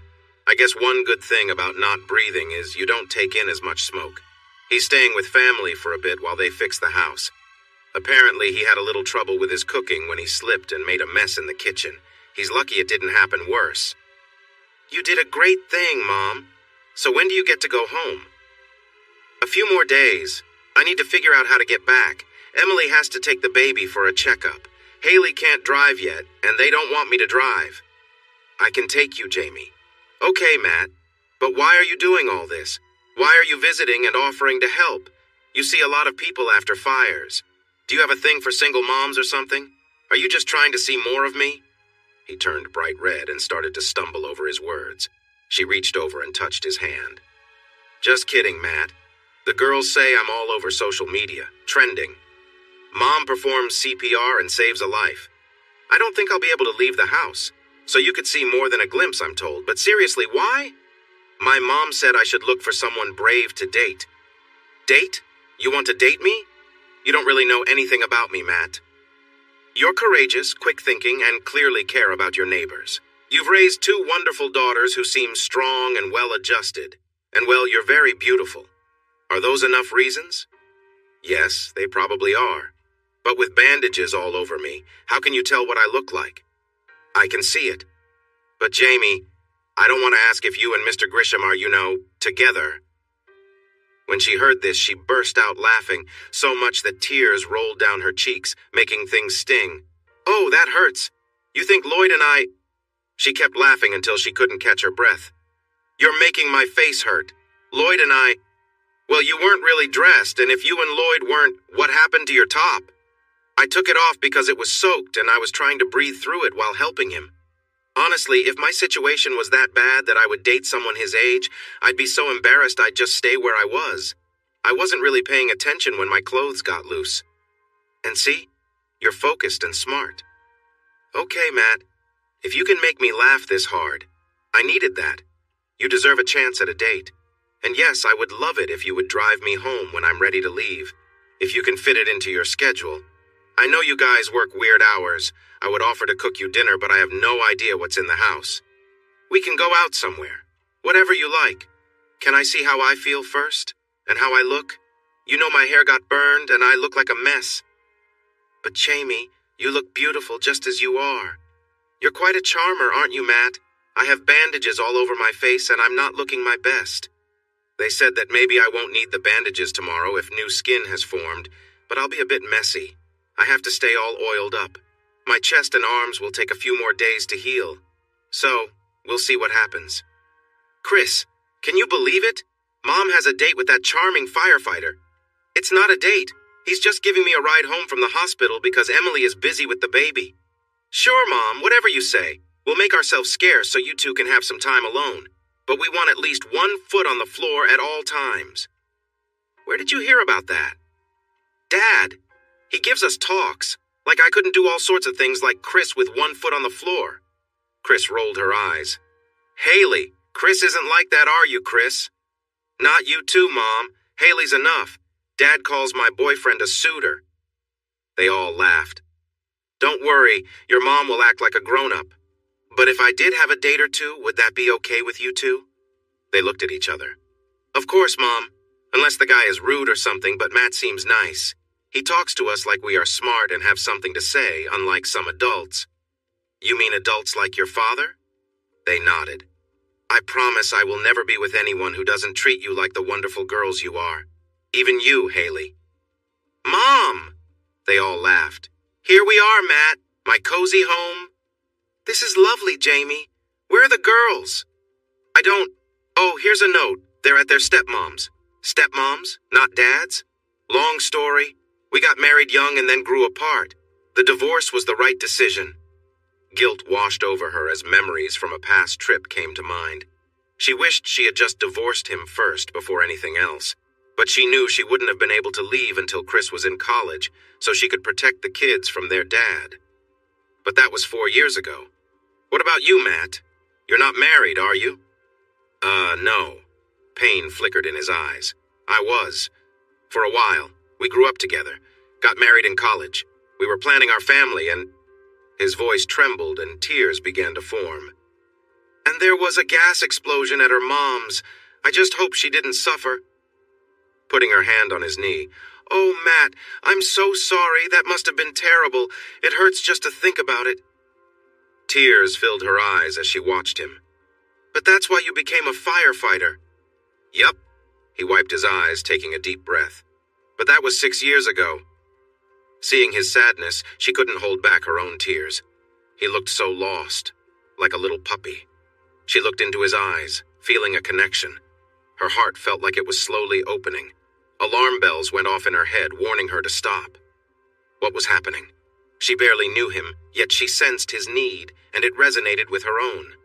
It felt right. She leaned in, put her arm around his shoulder, and kissed him. He froze at first, but then relaxed a bit, and kissed her back. Their lips touched gently. She let out a soft sigh, surprised by it. What was happening? Matt, I'm sorry. I shouldn't have. I feel so awkward. I haven't. That was my first kiss since the divorce. He kissed her again. Wow, Matt. That was nice. But these bandages make things kind of strange. You don't even know what I look like yet. Going further is definitely off the table for now. They both laughed. It felt good and familiar. Look, Jamie, he said, checking the refrigerator. I'll make a salad. Here's some chicken I can cut up. But wow, look at all these casseroles. It seems like everyone in the neighborhood brought you something. They must really care. I can heat one of those up. Yeah, the kids didn't eat any of it. There are probably a dozen pizza boxes in the garage. Whatever you want is fine. Oh, and I have a garden out back. I hope it's okay after being neglected for a week.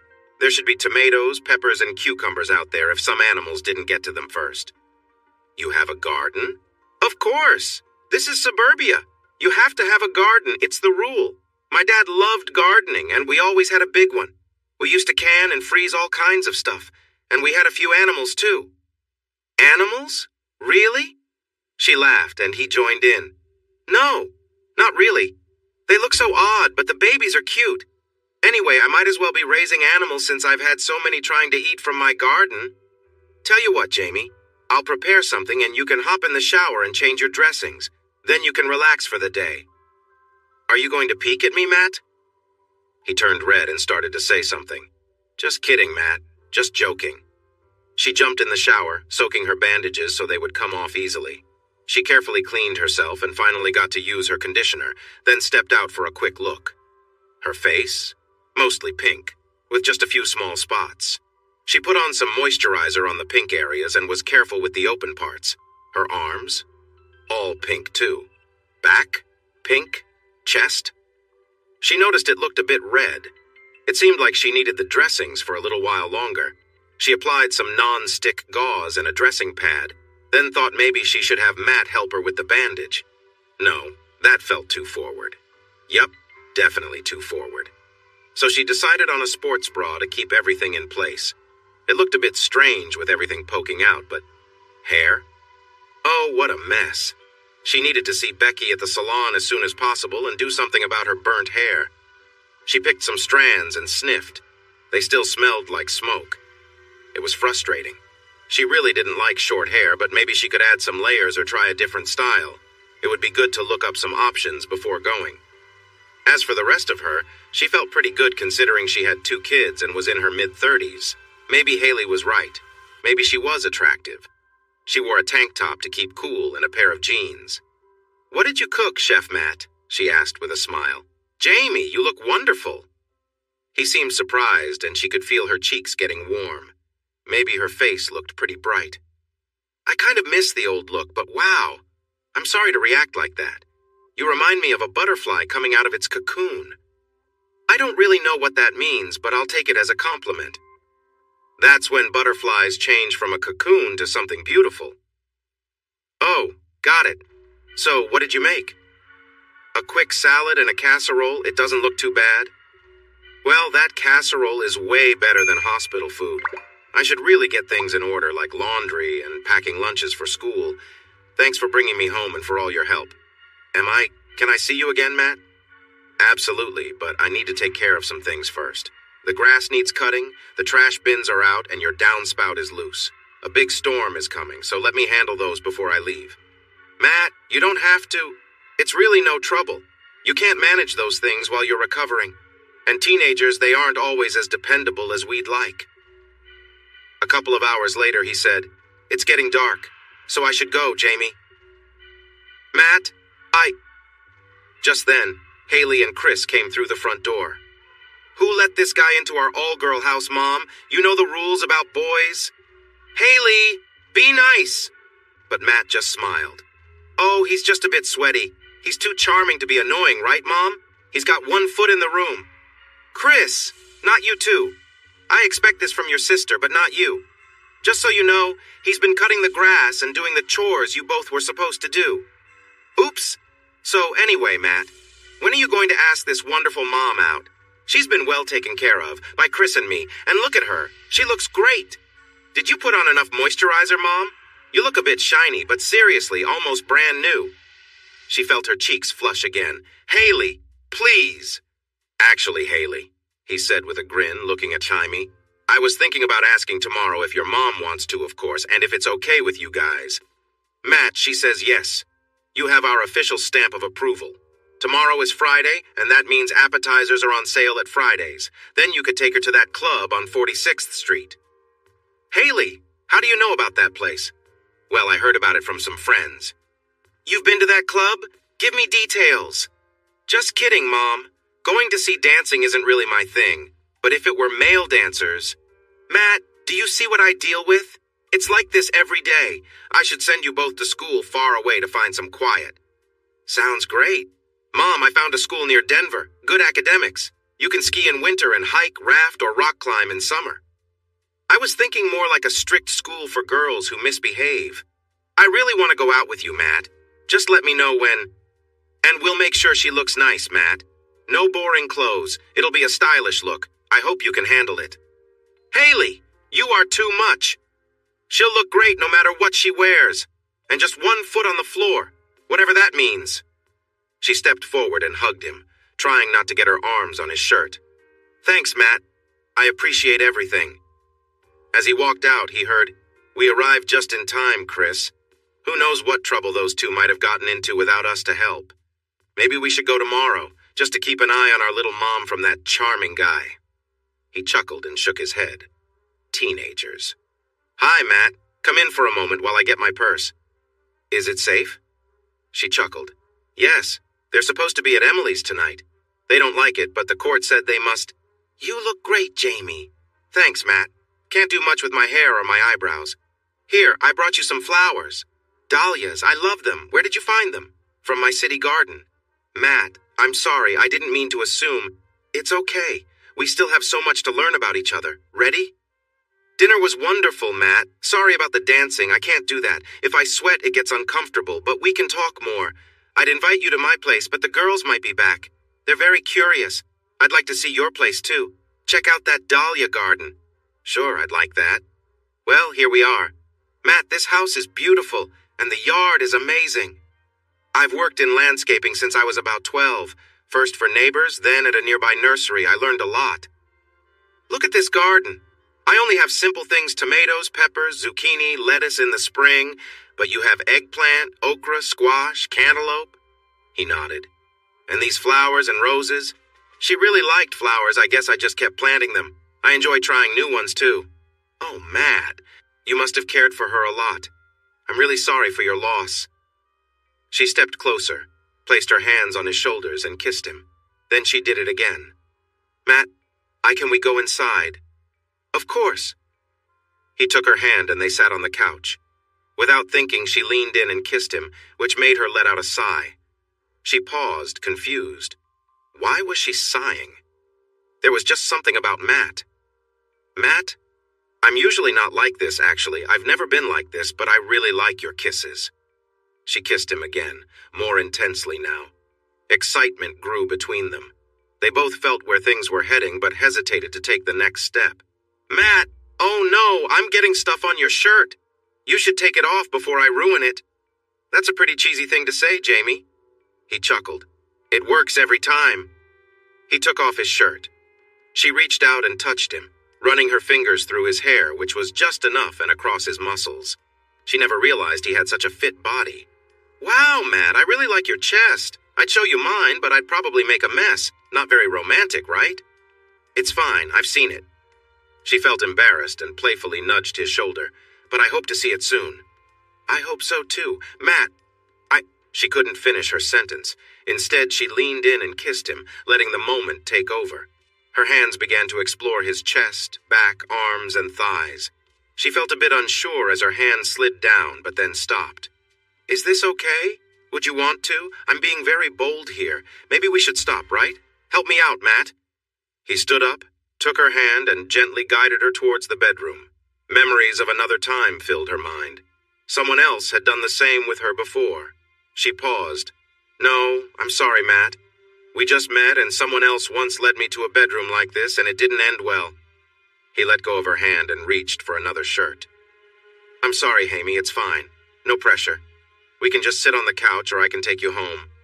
I guess I misread. No, you understood the signs. They were all green.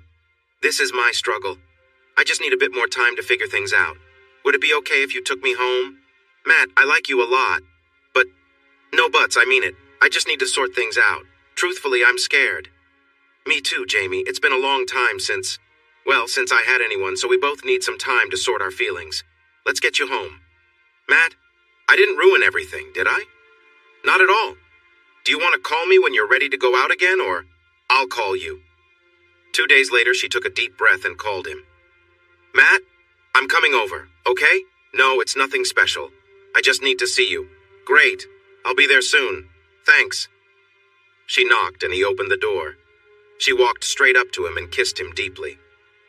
Well, Matt entered the room and Jamie greeted him silently, taking his hand and leading him toward the bedroom. He started to speak, but she placed a finger on his lips to stop him. I just want to be close to you, Matt, she said softly. I know I'm a bit of a mess, but I need this right now. Is that okay? Before he could answer, she kissed him, and they quickly fell into a deep embrace. She led him to the bed, and there was no hesitation. Jamie was in control this time. It was something she wanted, something she needed. As they continued kissing, she placed his hand gently on her chest. Be gentle, she whispered with a small smile. He obliged, his hand slipping under her shirt, moving slowly as she relaxed into his touch. For a moment she pulled back, catching her breath. Wait, she said, standing up. She removed her clothes but kept her bra on. I still have some dressings on, she explained. Is that all right? Of course, Matt said with a gentle laugh. You're beautiful, Jamie. Thanks. Now come on, she said playfully. We've got more important things to do. Matt began to undress, and as they held each other close, Jamie could feel the warmth between them grow. It was more than just physical, it was an emotional connection she had never felt before. This wasn't like any other relationship. She felt her heart open as they embraced fully, closer than ever. Lying on the bed, Jamie reached down, her hand gently exploring his waistline. It was a quiet moment of intimacy, something meaningful beyond just attraction. But before she could go further, Matt gently pulled her back up, surprising her by turning the focus to her. He began to softly kiss his way down her body, a tenderness in his touch that caught her off guard. For the first time, someone was putting her first, showing her care in a way she hadn't experienced. It wasn't rushed or demanding, it was sincere and thoughtful. The feeling left her both surprised and deeply moved. The connection they shared was unlike anything she had felt before, and it filled her with a warmth that lingered long after the moment ended. Jamie felt an overwhelming sense of connection with Matt as they lay together. She couldn't quite understand how something so simple, like being close to him, could bring her so much comfort and joy. Maybe it was because he made her feel cared for in a way she hadn't felt before. As her thoughts wandered, a quiet laugh escaped her, though it was soon interrupted by a deep sigh as she became lost in the moment. The intensity of her emotions grew, and before long she felt a rush of warmth wash over her. "Matt," she whispered, almost in disbelief at how close they had become. The feeling was so powerful she couldn't help but tremble. She gently shifted her position, turning toward him, and rested her head close to his chest. Everything about this moment felt right to her. Being next to him, feeling the warmth of his presence, it was comforting in a way that words couldn't fully capture. As they lay there, her mind drifted. She found herself hoping that this relationship would last, that Matt truly cared for her the way she cared for him. She was already in deeper than she expected, but there was something about him that made her want to trust that things would work out. She cherished the quiet connection between them, and for the first time in a long while, she felt at peace. Matt pressed Jamie closer for a moment, then relaxed. He let out a surprised breath. "Wow, Jamie, that was something else." Jamie gave a playful smile, "Just trying to do my best." They were both still close, their connection strong. She moved down the bed and adjusted herself, settling in comfortably. She whispered, "Can I stay here forever, Matt?" But soon she started moving, finding her rhythm and pace, feeling in control of the moment. It was her time to focus on what felt right, knowing that they were both enjoying this together. "Turn around," Matt said with a grin. "I want to see you." Jamie laughed, enjoying how easy and natural everything felt between them. It was almost like they had done this many times before, though they hadn't. She turned and resumed their moment together, smiling down at him. "You're supposed to have your eyes closed, thinking of ways to make me happy," she teased. Matt chuckled. "I just can't help noticing the look you have with that sports bra." "You're such a goof," she said, laughing again. She could feel him becoming more involved, his movements more intense. It felt like everything was building up, and soon they were in sync. Matt's focus shifted, and he held her tightly, continuing to make sure she felt just as good as he did. He kept going, his attention fully on her until she felt a wave of happiness wash over her. Jamie leaned forward, exhausted but content. "Matt, that was wonderful.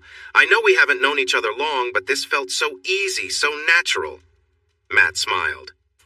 "Well, thank you for that. I usually have a rule about this."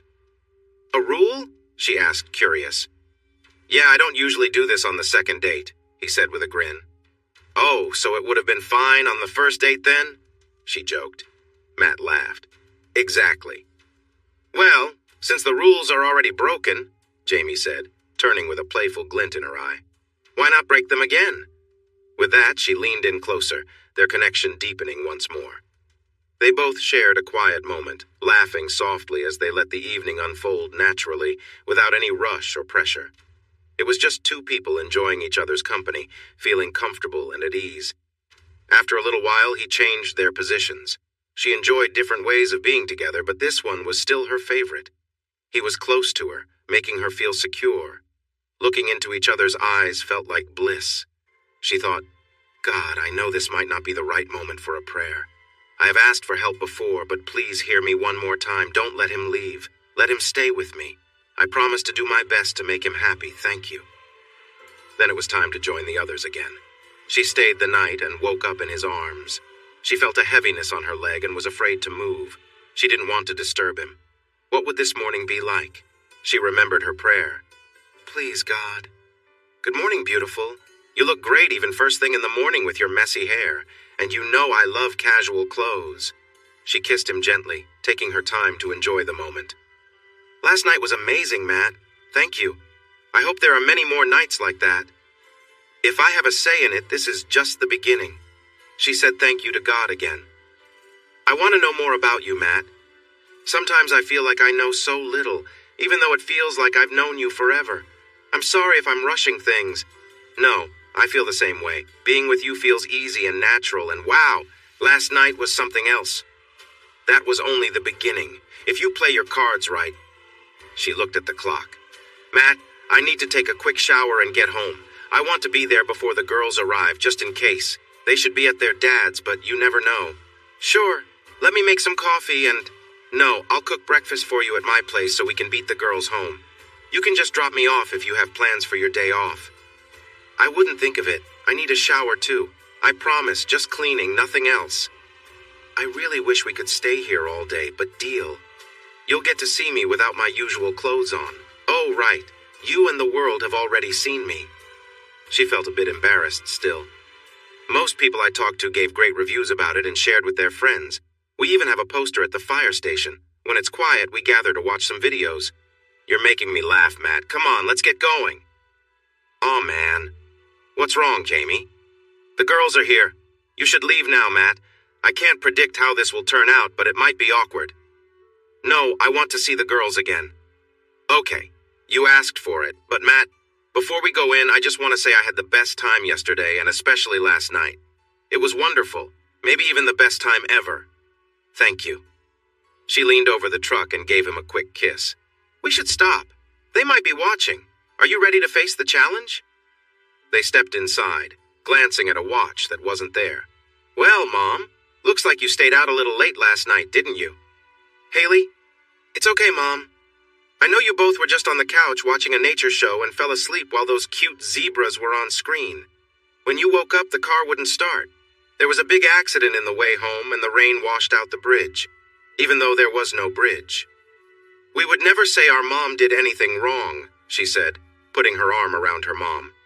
Now, Mom, we have talked about what's appropriate when dating, what boys are looking for, and what happens if you show all your cards too soon, right? Haley, you are really something. Matt laughed. Did you grow taller? I'm just 5'10". You know, Mom, as we get older, our body changes and we can get a bit shorter. I would guess you're about 5'4", or maybe a bit less. What do you mean as we age? Well, Mom, it's been a while since you grew tall. I'm still growing, though. But let's focus on you now. I know you're new to dating, so if you have questions or need advice, just ask me. Now about other things. Should I ask you about that too, Miss Know-It-All? Definitely not. Ask Chris. She's the wild one in the family. Matt chuckled. Ever since she got that tattoo. Chris? No tattoo, Mom. Haley is just being a bit dramatic. She'll calm down soon. But she's the one dating the 20-year-old. 20-year-old? Haley, do you want to explain? We've talked about this. But Mom, he's really nice. And he's done so well since he got help and is working on his GED. His piercings are interesting too. You wouldn't believe one of them. Enough. Matt, I'm sorry. Yes, laugh all you want. Just wait until they tease you. We would never do that to Matt. He's too charming. Haley pinched his cheek. And he's a first responder. Thank you for your service. And thank you. So what are you two up to today? It's Saturday. Nothing much. Just hanging out online, trying to find something fun. We have to get back to Dad's. He gets all worked up if we're not there on his days. He doesn't talk or spend time with us, but we have to be near. Can't wait until I'm 18. Let's go, Chris. Let's leave this place and let them do their thing. She hugged her mom and whispered in her ear, away from Matt. Mom, you look so happy. You're glowing. I'm really glad to see it. I love you, Mom. I love you too, sweetie. Now get out of here. You've made enough noise. Matt? She stepped forward and kissed him. Last night was amazing. I'd ask you to stay, but I have a lot to take care of. I'd love to do it again soon if you want. It was great. How about I see you tonight? Oh, wait, I can't. I have a long shift tomorrow, so I understand. Just let me know when we can get together again. Sure thing. Maybe Monday? Unless things go badly. But before I go, I noticed a lot of things here that need fixing, like that leaky sink. What if I work on some of that first and then we'll see what time it is? Matt, you don't have to. We've managed fine. I insist. Do you have any tools here? They spent most of the day working together. Late in the afternoon, she took a shower for her second dressing change. She put on moisturizer and sunscreen to protect her skin. She dressed lightly and felt good about how she looked. She hoped he would agree.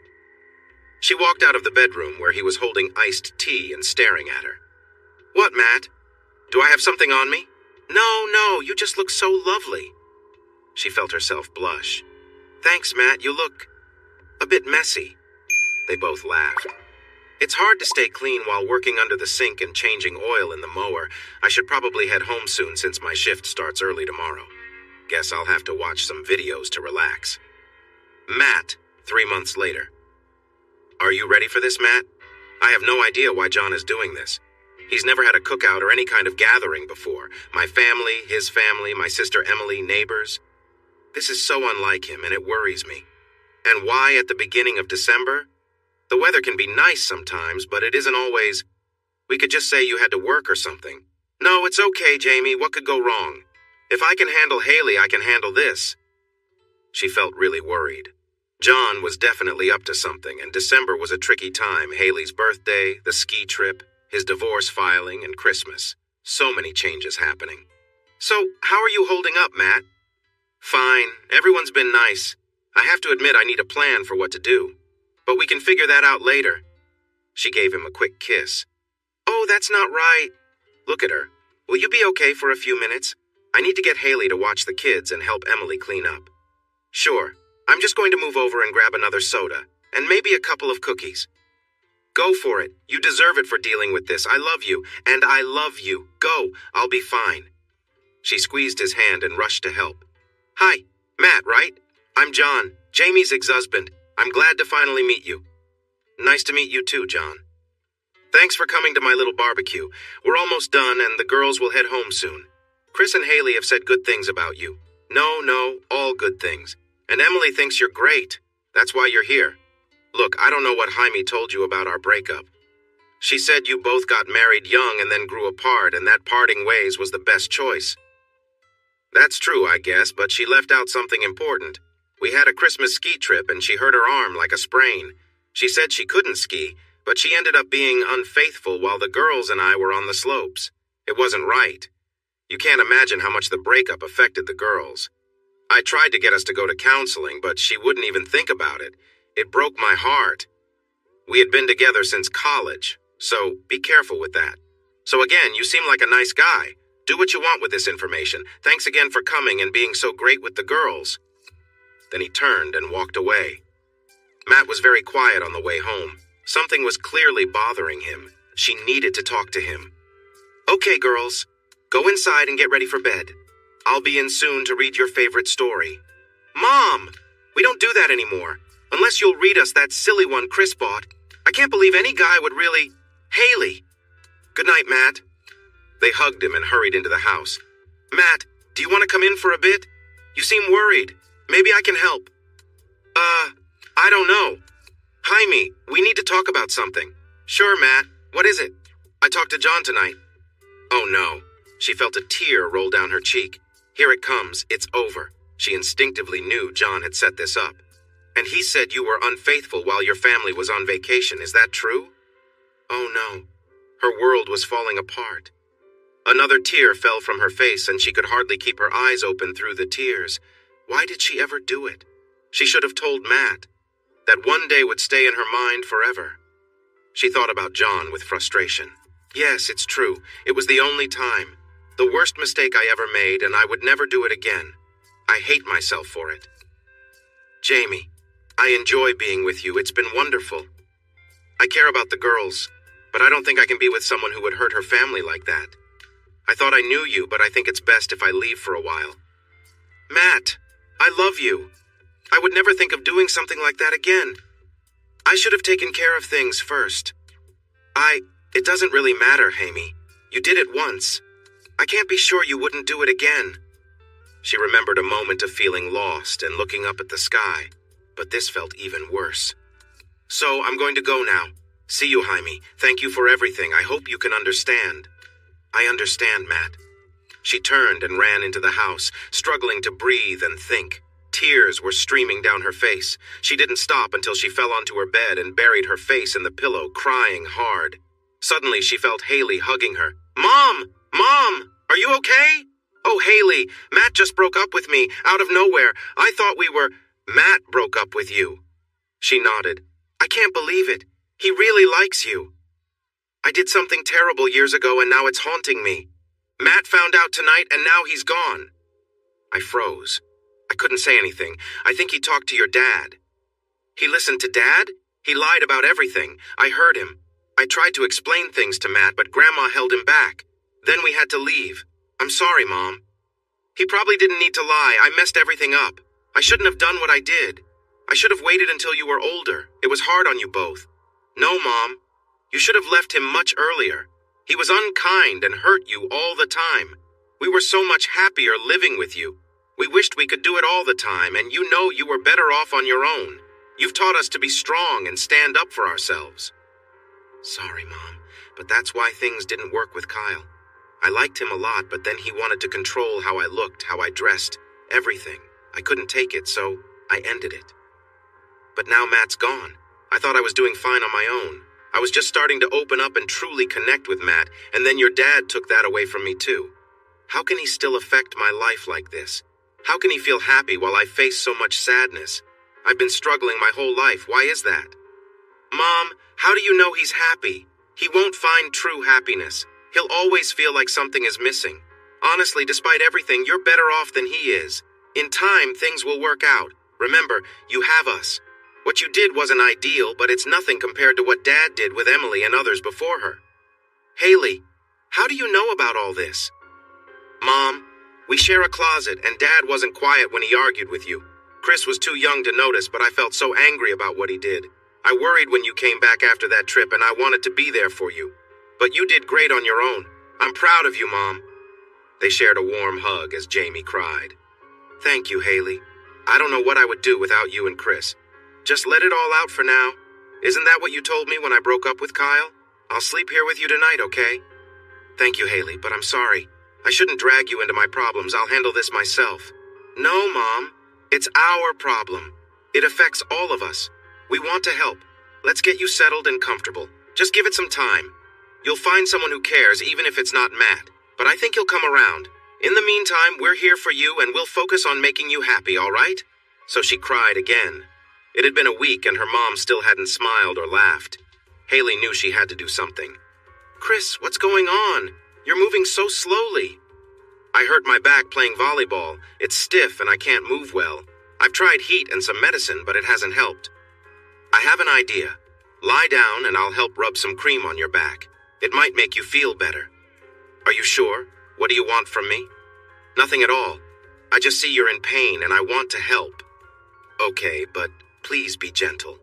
Of course, just relax. Here comes the cream.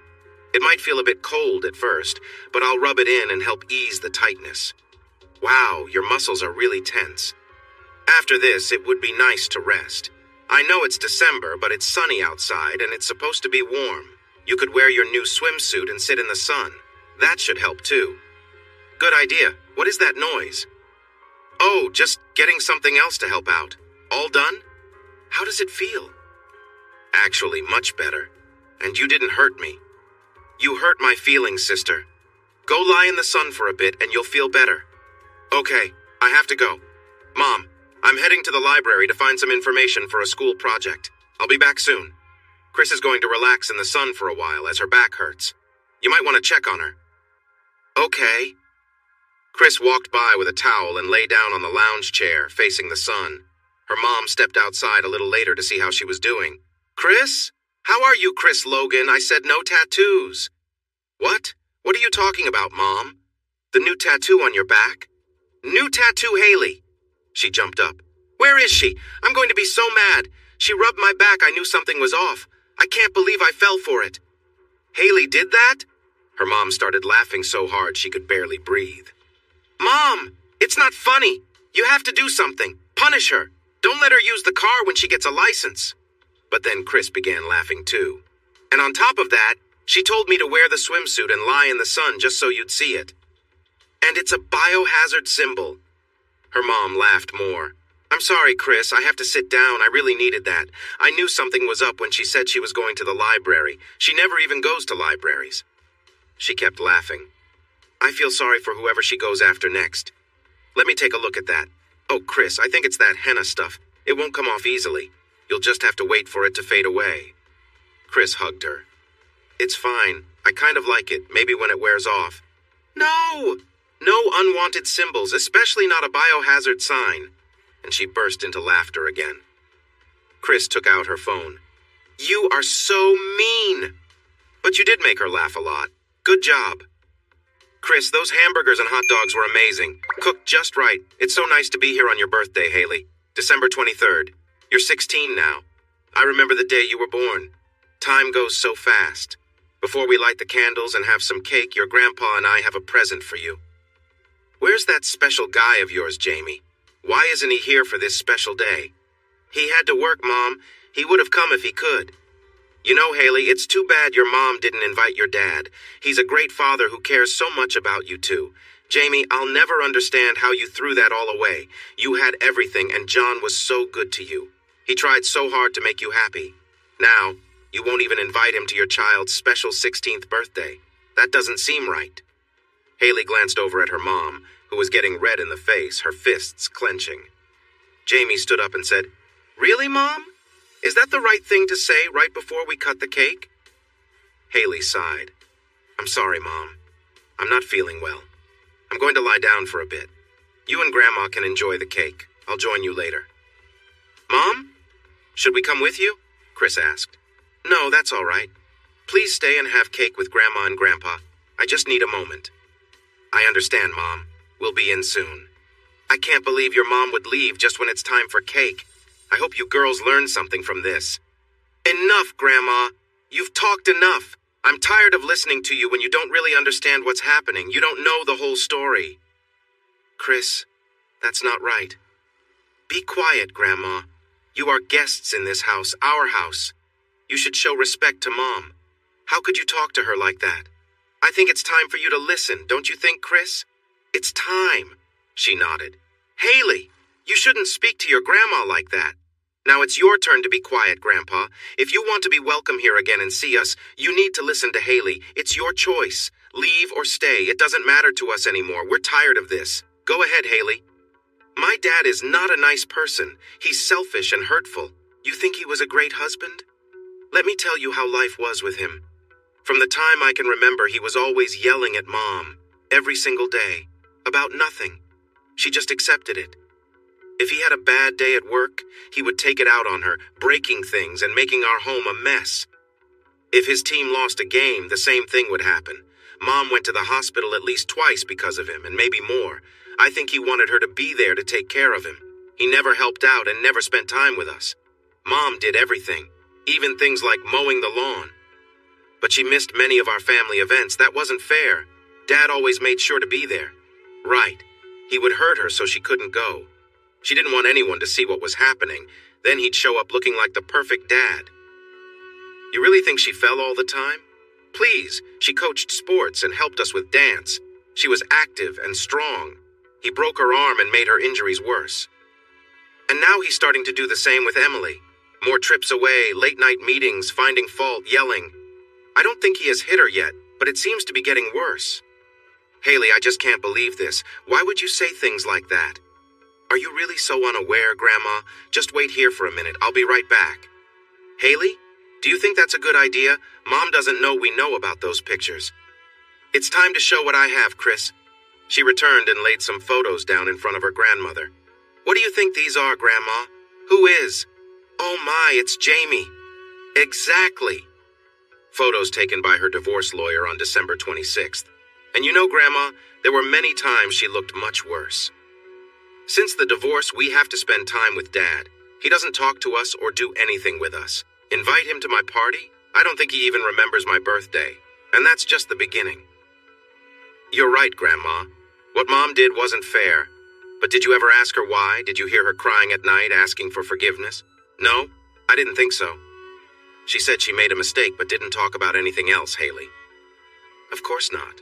She tried to stay respectful while Dad spreads lies about her everywhere. Almost none of it is true. She has never said anything bad about him, but he complains about her every time we're with him, even now. He's talked so much that people believe him and look at her funny.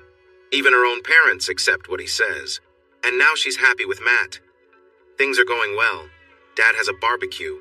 He's never done that before. But he did it just to talk to Matt alone. I heard what he said, trying to convince Matt to leave her. That's why Matt isn't here today, Grandma. Dad couldn't stand to see her happy, so he took that from her too. But Haley, she did cheat on him. Yes, Grandma. One time, one person, and she felt terrible about it. Dad was with Emily for 18 months before that, and she was just the latest. Oh, I don't believe that. So, you never found it strange that he got divorce papers on Thursday, moved in with Emily that weekend, and within a month said they were getting married once the divorce was final? And oh, by the way, she's going to have a baby. That's some quick dating. I guess I never thought about it. Of course not. You just believed Dad like everyone else did. It's like 5 people against 1. Mom never defended herself. She acted like she deserved the blame, but she didn't. You know, Grandma, they say the one who complains the most about a mistake often has made that mistake themselves. A brief look of guilt crossed Heidi's face. Wow, did you see that, Chris? Yep, I did. So, Grandma, does Grandpa know? He's looking at you closely. I think it's time for you two to leave. Don't come back here. Please do not speak to my mother or either of us again until you apologize and show her the respect she deserves for being the amazing woman and mother she is. She is a survivor who escaped a difficult situation. You were part of the problem, not the solution. You should really think about that and feel ashamed. You never tried to help her. Instead, you worked with Dad to make things harder for her. Why would you do that? She is such a good person. Here is your gift. I don't want it. I don't want anything from either of you again. Please leave. We need to check on Mom. Thanks a lot for making my 16th birthday so unforgettable. And maybe have a nice chat on your way home about right and wrong and perhaps even forgiveness. It's the Christmas season after all. Come on, Chris, let's go see Mom. They walked down the hallway toward the bedroom. She paused. No, wait. I think I need to keep going. It's my birthday and Christmas too. You help Mom. I'll talk to Matt first. Then if Mom is okay, maybe we should visit Emily. What do you think? I agree. Good luck. Christmas is a time for change and miracles. Watch out, world. The hailstorm is coming. Haley entered the fire station. Hi, is Matt Richards here? I need to speak with him. Yes, he's in the back organizing some things. Just go down that hallway. She walked past the fire engines and down the hall. Matt was sorting rescue supplies when he looked up. Haley, what brings you here? Matthew, we really need to talk. He smiled and chuckled a bit. She playfully tapped his arm. Yes, Matt, I understand what those words mean. I'm 16 now. And yes, you missed my birthday. I'm sorry, Haley, it's just... Forget it. I know what those words can lead to. I heard them the other day because I wouldn't. Well, that's another story. I thought you cared about my mom. I did. I mean, I still do. But you listened to my dad, left her, and hurt her feelings. Good job. And let me guess, she didn't defend herself or try to explain. She just stood there like a deer in the headlights, said something like, I understand, and went inside crying. Yeah, but your dad wasn't the only one telling me that. There were others, too. Matt, let me tell you a story. Once there was a wonderful woman full of life who ended up pregnant in college. Instead of giving up her baby, she chose to keep me and married a difficult man who treated her very poorly and often yelled at her. She never fought back or stood up for herself. She just took it so she could raise her kids and keep them safe from their dad. For 12 years, she always made sure I was not left alone with him. She went on a family ski trip, and near the end of her first run, she fell and hurt her arm. It was hard to watch. I still remember how it looked. My dad started shouting at her so loudly that everyone on the slope stopped. Chris and I were in a lesson and heard everything. He was just upset that she messed up his plans. He didn't help her at all. She was trying to get up when a ski patrol came over and assisted her. He was nice and looked better than you, Matt. Ouch. Anyway, she spent a couple days with him while we were skiing. My dad found out, and on Christmas Day, when he thought we were asleep, he confronted her and said he was going to leave her and take us away. She didn't fight back. She just said, I understand, and took it. Sound familiar? He was really awful to her.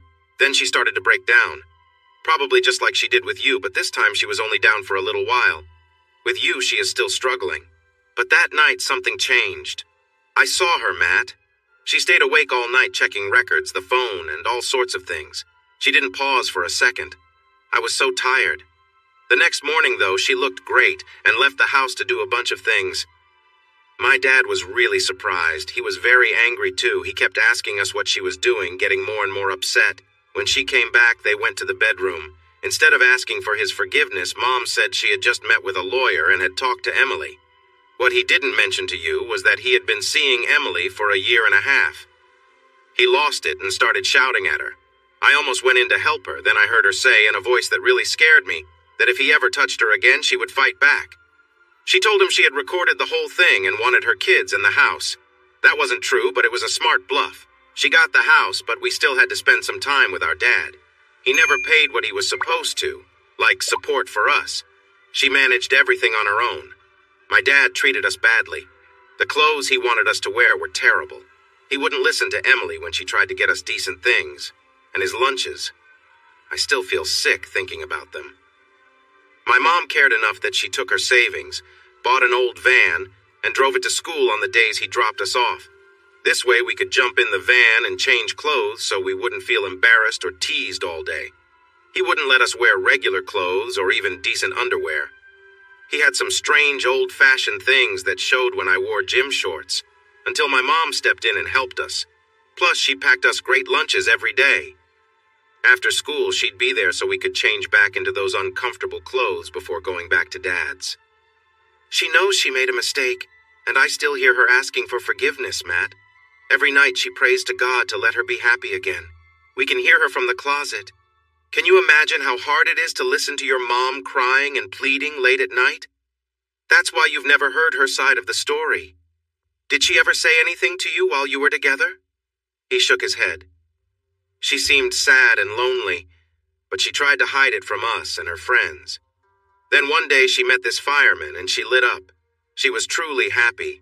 Chris and I had never seen her that way before. Then Dad took that happiness away too. The light just went out. She still acts happy, but it's just a mask. So, Matt, you don't have to love her if you don't want to. You don't need to be with her if it's not what you want. But please don't completely turn your back on her. At least talk to her and help her. Be her friend. I promise you she has faced so much for a brief moment of something that she would never do it again. If you're worried about trust, and I understand that, you don't need to be afraid. She would never choose that path again. Well, that's all I came to say. I might have messed up the story, but I hope you understand the message. She stood up to leave, and he grabbed her arm and hugged her. Thank you, Haley. I think I really messed up. You're a smart girl, and your mom is lucky to have you on her side. Yes, you have. I think she knows that too, though there are days when she might doubt me. They shared a laugh. Now you should do what you know is right. Matt, she is a wonderful person, and I know she would make you happy if you gave her a chance. Plus, you get Chris and me as a bonus. She smiled at him, and he hugged her again. So, Haley, what's the best way for me to reconnect with her? You could ask her out, but that might feel awkward and hard to talk about. I suggest letting me know when you're planning to come over. Chris and I can step out, and then you'll have the house to yourselves. She'll be surprised to see you, and I bet she'll be really emotional. I wish I could film it. What about tonight after work? Around 7:30? That sounds perfect. Thanks, Matt. She gave him a quick kiss on the cheek, turned, and left. Suddenly the doorbell rang. Who could that be at this hour? Matt! What was he doing here? She panicked. Her hair was a mess. She hadn't put on any makeup, and she worried that she smelled from all the cleaning she had been doing to distract herself from her problems. She quickly looked down. Her clothes. She thought she looked terrible. Oh no! She opened the door. Matt, what are you doing here? Did you leave something behind? No. Jamie, I need to talk to you. Can I come in for a bit? Sure, I guess. But, Matt, I've been cleaning. I look a mess. You look great as always, Jamie. Well, I don't know where to start. Your friend John told me about the ski trip, and I guess I was really surprised. Maybe that's not the right word. But I couldn't believe someone would act that way on a family vacation. My dad cheated on my mom, and it was terrible. I never wanted to find myself in a situation like that, but I didn't give you a chance to explain. So, could you tell me about the young girl that got pregnant and the ski trip? Matt, how do you know about that? Haley, that's why they left tonight. Matt, she shouldn't have... No, she did the right thing. She made me listen. She helped me see that I jumped to conclusions without hearing your side of the story. But you probably wouldn't have told me everything anyway, would you? She shook her head. Matt, it was the biggest mistake I ever made in a life filled with mistakes. I would never do anything like that again, ever. But I did, and it made me feel unworthy of being with you. Are you kidding? It's the other way around. You're strong and confident. You raised two amazing daughters, and it seems like you did it all by yourself, not John. So I want to know about you, Jamie. I want to hear what you've held back from me. So she began to share. The years of feeling trapped, the hard times, the need to stay in the marriage for her daughter's sake, the ski trip, and then the aftermath. She started to cry early on, and he sat next to her, wrapping an arm around her, pulling her close as she shared her story. And then you faced me, and my guilt hit me hard. I knew I deserved to feel bad for what I'd done. I know it's not right to feel that way, but I did. Matt, it's all right, Jamie. It's in the past. You've punished yourself enough. He turned her head gently and kissed her. She turned to him, and they kissed again, more passionately. Matt, I've never felt this way about anyone before, not John or anyone else. I know we were only together for a few months, but I feel the same, and it's strange and a little scary. I haven't felt this way for 6 years. She took his hand. Matt, could we? He nodded, and without saying anything more, they moved to the bedroom together. But again she paused. Matt, my whole life others controlled me. They made all the choices and judged me. I will never let that happen again. But I don't want to control anyone either. I don't want to make all the decisions myself. I want a partner, a teammate, someone I can trust. I want us to make decisions together as a team. I understand that two people may not always agree. Sometimes one of us has to give in, or we might need to delay decisions, but we have to be equals. If this is something that works for you, I'm all in. Now and for as long as you want me. You won't need to worry about me looking for anyone else. I've made my share of mistakes, and I've learned from them. So before we go on, I need to know, am I dreaming, or can this really work for us? Is this a path we should explore? Jamie, I've only felt this way once before, and I didn't think I would again. It can only work if we are partners, equal and honest with each other. I'd love to take this chance and see where it leads us. Honestly, I can't imagine it going wrong. She leaned in and kissed him. Oh, Matt, I hoped you'd say that. She smiled at him. But I would have spent the night with you anyway because I really need to be close to you tonight. He chuckled as they entered the room together. She turned and locked the door, then closed the closet. He looked at her curiously. The kids. Just in case. She held him tight, and they kissed. Oh, Matt, I've missed you so much. I've longed to feel you close. It's been hard. They embraced again and kissed before moving toward the bed. A couple of hours later, Chris, look, Matt's truck is still in the drive. In a playful tone, she said, What are those kids up to? We better be quiet when we go in. They sneaked inside, and Haley pointed to the closed bedroom door while putting a finger to her lips. I better close the closet door. Early the next morning. In a whisper, Chris, wake up. The truck is still here. We have to get to work. Remember those Valentine's cookie cutters? Let's make heart-shaped pancakes. Where's the pancake mix? Grab the griddle and some bacon. Start the coffee. Can you get the plates? And Matt, do you smell something burning? It smells like plastic. I need to check. Oh no, it's morning. If the girls are here, just be ready. She quickly put on a robe and headed out, while Matt got dressed. As she went down the hall, she heard noise coming from the kitchen. Girls? What is that smell? Nothing to worry about, Mom. Just a little cooking mishap. We've got it covered. Haley forgot that plastic cookie cutters don't belong on hot griddles, she laughed. True, but look at what we made. Heart-shaped pancakes for the lovebirds. So is there anything we should know about, Mom? Jamie turned red. Girls, I'm sorry. I shouldn't have... It's okay, Mom. You look happy again, and that's what counts. We'll be just fine. Seems like my meddling worked. About that? Look, here's Dad. Home at last. Haley! It's okay, Jamie. So how are my two favorite girls this morning? And happy Christmas Eve to both of you. Doing just fine, thank you for asking. Merry Christmas Eve to you too. We made you a special breakfast. After that, we plan to take some time for ourselves in the basement. Maybe for a week. We don't have a basement. Chris, what's going on? What has she done? How bad is it? Not sure yet, Mom. She might have really gone for it. The birthday girl definitely spoke her mind yesterday. She let Grandma and Grandpa have it. Honestly, I think that's a good thing. They may not visit much anymore. We set some new rules. Oh, no. Yup. I wouldn't be surprised if their Christmas presents are missing tomorrow. We might even be out of the will. And she talked to Matt. That was definitely a good move. Looks like some things have changed for the better. Chris, stop talking like your sister. One person like that in the family is enough. But she smiled. And last but not least, we spoke to Emily.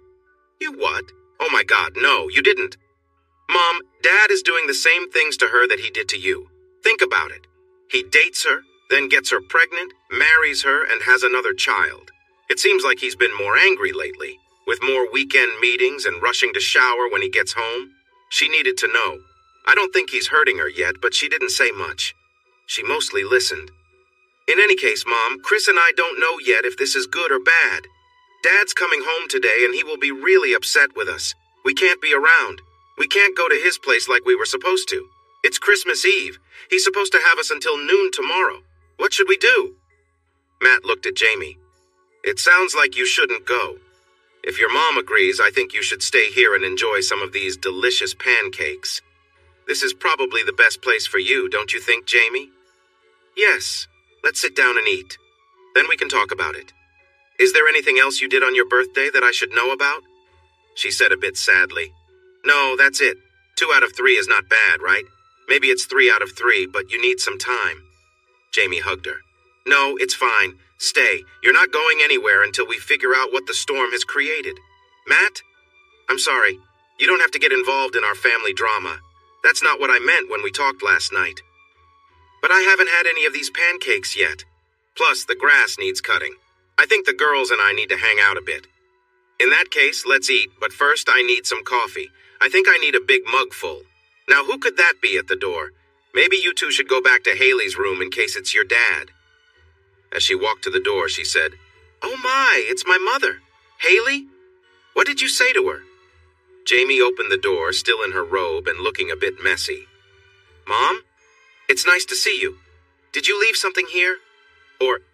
No, Jamie, I'm here to say I'm sorry. I've been terrible to you. There's no reason for how I acted. I never understood, but I never asked. What kind of mother doesn't ask? Can I come in and talk for a bit? But if you don't want me to, I understand. Sure, Mom, please come in. Can I get you some coffee? Maybe something to eat? Coffee would be nice. Oh, you have company. Maybe I should go. No, it's okay, Mom. You must be Matt. I'm Heidi. I didn't get to meet you at the cookout. It's nice to finally see you. Is Haley working? Yes. Nice to meet you, Heidi. Jamie, I think I should head out. No, Matt, please stay. I've messed things up enough already. Can I just borrow Jamie for a few minutes? Is it all right if we talk in the bedroom? Sure. Let me grab those coffees. And Haley, I'm sorry for ruining your birthday. I also want to say sorry to you both for not being respectful to your mom. I can't believe how foolish I've been. I really believed what your dad told me. Those pictures. Jamie turned to Haley, who quietly said, Sorry. I hope you can forgive me and we can mend our relationship. She started to tear up. I want to be a part of your lives again. Your mom has done such a great job raising both of you. I really do care, even if it hasn't seemed like it. So please. Of course, Grandma. They hugged her. We love you too, Graham. I hope I didn't cause too much trouble at your house. I'm sorry if I did. He already knew. It was the worst mistake I made. But he always told me that I was wrong about this. That's why he stayed quiet. Thank you, girls, for showing me my fault. Now I need to talk to your mom. You three go ahead and eat. We may be a while. What's that smell around the pancakes? Is something burning? The girls laughed. Just Haley's special pancakes, Grandma. Good thing you missed them. Mother and daughter went to the bedroom and closed the door. Turning, Jamie, I am really sorry. I can't apologize enough for how I've treated you. It's okay, Mom. No. You need to know the truth. She began to cry. You were my biggest regret. I had a brief relationship while dating your father and found out I was pregnant. I thought my life was over. I was so ashamed and it caused so much pain. I thought everything was ruined. Your dad married me and has never spoken about it. My goodness, Mom. I had no idea, but it doesn't matter. He may not be my real father, but he is my dad. He will always be my dad.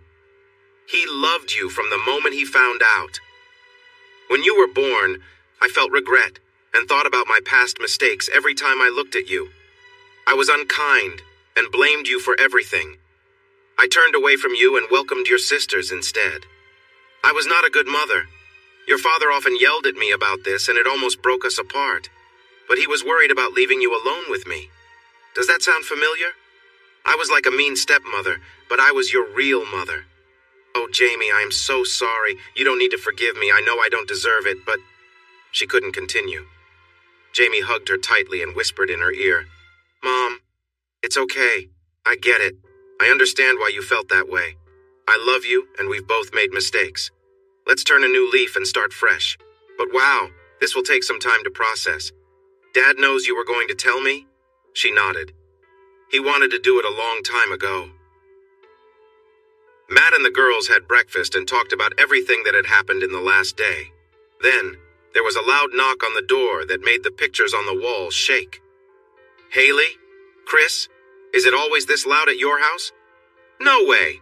If it were, I would have volunteered to go to boarding school. Anywhere would be better. But it is Christmas Eve, so maybe it's a gift for me or something?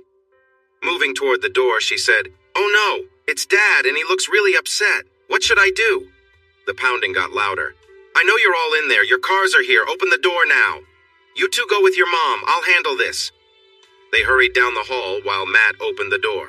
Matt! What are you doing here? We talked about that dishonest ex of mine. I thought you were smarter than this. Sorry to let you down, John.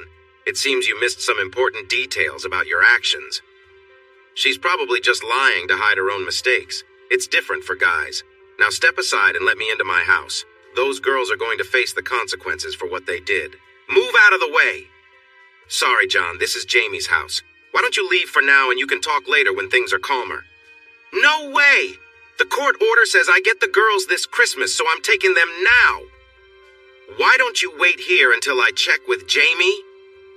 Matt closed and locked the front door, then walked to the bedroom and knocked. Jamie, what do you want me to do? I know you heard that. Matt, I'm so sorry you're caught up in this. Nothing like this has happened before, at least not since I was married to him. Be careful, Matt. He can't take the girls. I won't let him. He's dangerous. She stood up and her mom held her arm. Let me through, Jamie. No telling what he might do to you, but I think he wouldn't harm me. Maybe I can calm him down. Heidi walked to the door and opened it. What? You're here too. I thought I recognized your car. He suddenly seemed calm and friendly, just like an old friend. Heidi said, I don't have a problem with you, but the court says this is my Christmas time. I get the girls today and tomorrow until noon. I just want Jamie to follow the court order. It seems fair since Jamie had the girls last Christmas. Don't you think that's reasonable? John, you're clearly upset and still very angry, even though you're trying to calm down. You were about to break down the door. I worry about the girls' safety if they go with you, so I have to say no to your request. John's anger grew. He clenched his fists. Matt came to Heidi's side and she gently held him back. John, I'm sorry, but with how you're acting right now, it doesn't matter what the court says. If you have a problem, we can handle it in court. I don't think the girls should go to your house again. Their safety is our top priority. But remember, if we go to court, we'll also seek the child support you haven't paid. If you win, I'll appeal it everywhere. That will cost you a lot. Make sure it's worth the fight. No, we won't need court. I'm just going to call the police and have them take the girls. It's my right. I'm their father, and the court agreed to this. He stomped to his car and sped off. A neighbor named Carl walked up and gently knocked on the door. Heidi opened it and smiled. Carl, nice to see you. How can I help?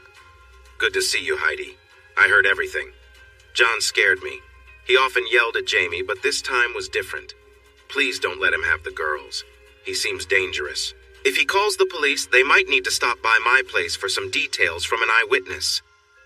Thanks, Carl. We should catch up another time when things settle down. I'd love that. Just have them come to my place if needed. Merry Christmas, Heidi. Merry Christmas, Carl. An hour later, the police arrived. Jamie opened the door. Hello, officers. I'm Officer Benedict, and this is my partner, Kyla Rand. May we come in to ask you some questions? Of course, officers. What do you need? Are Haley and Chris here? Yes, they are.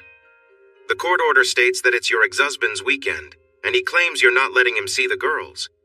He's right about that, but he left out some important details. Matt, what are you doing here? Oh, so you're the Jamie. That's correct. He was angry and threatening, clearly out of control. It would not have been safe for the girls to go with him. Why was he upset? Because the girls told his wife that he might be unfaithful to her, just like he was unfaithful to me. When I told him I called Emily, his current wife, he hit me in the face and seemed ready to hurt me for what I had done when I finally stood up to him. That morning, he made threats about getting back at them, and it scares me to think about what he might do. He has sent me to the hospital more than once. He was out of control. Let's sit down and talk. Is there anyone nearby who could back up what you're saying? Yes. Carl Wilkins next door saw everything. Kyla, why don't you go talk to him? I'll speak with the girls. So, Haley and Chris, why don't you want to visit your dad? He gets mad a lot, but I've never seen him as angry as he was today. We are both really scared to go there. If he drinks even a little, just take me to a shelter or call social services. I don't care. I just don't want to go to him. He used to hurt my mom all the time, even when he wasn't angry. But today, there's no way we're going. Haley is right, officer. We can't go. He'll hurt us. I just know he will. Isn't there another option? How old are you two? 16. 14, almost 15. You're getting older. I'm surprised you still have to visit him. Have you talked to the court, Miss Logan? Divorce courts are pretty unpredictable. I spoke with my lawyer and he advised against it. Judges often think both sides are lying and just come up with a decision they think is fair. I worry it could end up worse for the girls. A good friend of mine went through that. Unfortunately, I think you're right. They need to stay here. Let me talk to Kyla and then we'll speak with your dad. I'll also discuss this with my supervisor. Miss Logan, if you feel he has threatened you or the girls, especially if he comes back, you should think about getting a protective order. I'm not a lawyer, but you might want to ask the judge to review things if the situation changes, and keep the door locked. Thank you, officer. That's good advice. Let us know if you need anything else. After closing the door and taking a deep breath to calm down, I said, Well, Haley, thanks for making me feel older. 2 out of 3, Mom? She hugged me. Yes, Haley, 2 out of 3. Matt, these pancakes smell terrible. How did you eat them? I had to be polite, right? I'm feeling a bit sick and might need to excuse myself soon. He winked at Haley and we all laughed. Then the doorbell rang. Now what? I'm still in my robe and I haven't even had my second cup of coffee. Emily, oh my goodness, your face. Come in, come in. Girls, help with the kids. Starting to cry, she said, I'm sorry, Jamie, I didn't know what else to do. Where to go? I looked through all our papers like Haley suggested, and I saw that John was acting the same way around you. I talked to him earlier, but he was already upset that the kids weren't there. He started shouting and pushed me. I tried to protect myself, but when he hit me, everything went dark for a bit. When I woke up, he was gone. I called the police and they planned to take him in for his actions, but I worry they might let him go. What if he does something to the kids? I know I should get a divorce, but that takes time. I am terrified. I wish I had ended things when you called, but I just don't know what to do. This was the only idea I had. I'm sorry, Jamie. I should have left him earlier, but I was pregnant and... It's okay, Emily. You made a smart choice. Jamie hugged her tightly as she cried. You can stay here as long as you need. Come inside and sit down. Would you like some coffee? Haley, please put away your last attempt at cooking and make us some eggs. Mom, maybe you can help her. Mom, I can cook eggs. It's making the toast that's hard. Haley laughed. Chris, can you grab an ice pack from the freezer and a towel? We might need it for the swelling. Emily, do you think we should take you to the hospital? How is your head? Any dizziness or problems seeing? Matt, you know what to check for. Could you see her for a moment? Emily, if you got knocked out, it's probably a good idea to get checked at the hospital. Matt is here? Oh, Jamie, I'm so relieved. John said he would ruin things between you two, and I was scared he did. You both looked so happy at the party, until the end. I tried to stop him. Matt, I wish I'd talked to you, but I didn't know how. I'm sorry. Jamie, I really need some clean clothes and a shower. I feel all worn out. No, Stinky Daddy! Matt, you can't leave. We need you here, just in case something happens with my dad. Please! Heidi looked at Jamie. Stinky Daddy. That's just Haley's funny nickname for Matt. Heidi stepped in. Okay, here's a plan. Matt, make sure everyone is safe. Haley, you take care of the baby. Chris, look after Bailey. Jamie, why don't you make eggs for everyone? I'll take Emily to the hospital. Even on Christmas Eve morning, it might take a bit of time. Then we can run to the store for Emily's things and clothes for Matt. Shirts, sweatpants, and underwear okay, Matt? He nodded. Once they check that Emily is fine, I'll bring her home and we can figure out our next steps. Make sure to get the ones with the funny pocket, Haley said. Everyone paused and looked at her. What? I was just trying to make a joke, to lighten the mood. Matt laughed and the others smiled. Jamie shook her head. Good. We have our tasks. I should also get some airbeds since Emily will probably need to stay the night. But we can sort that out later. Matt, do you know how to find out if John has been arrested and how long he might be in there? Yes, I think I can. I can call some people I know to find out. Great.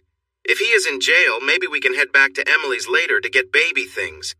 It looks like she hasn't brought what she needs.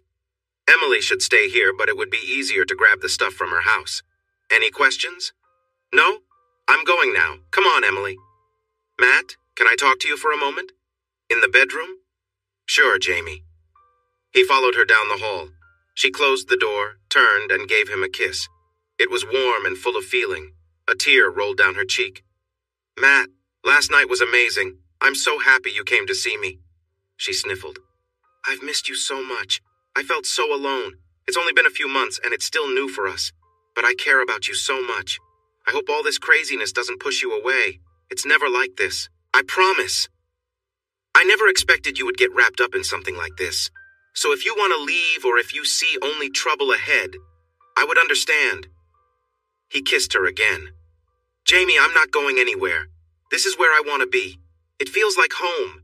So why don't you take a shower and get dressed? I'll deal with everything else. But first, let's share another kiss. She smiled and laughed lightly. I could use more of this. You may need to take me for a ride in your truck, or we could sneak over to your place to grab a few things. Deal? Deal. Later, while enjoying her second cup of coffee and some eggs, she asked, So, Haley, your 16th birthday was quite an adventure. Any plans for your 17th? Definitely not, Mom. I've done plenty of good deeds. The world is better for it.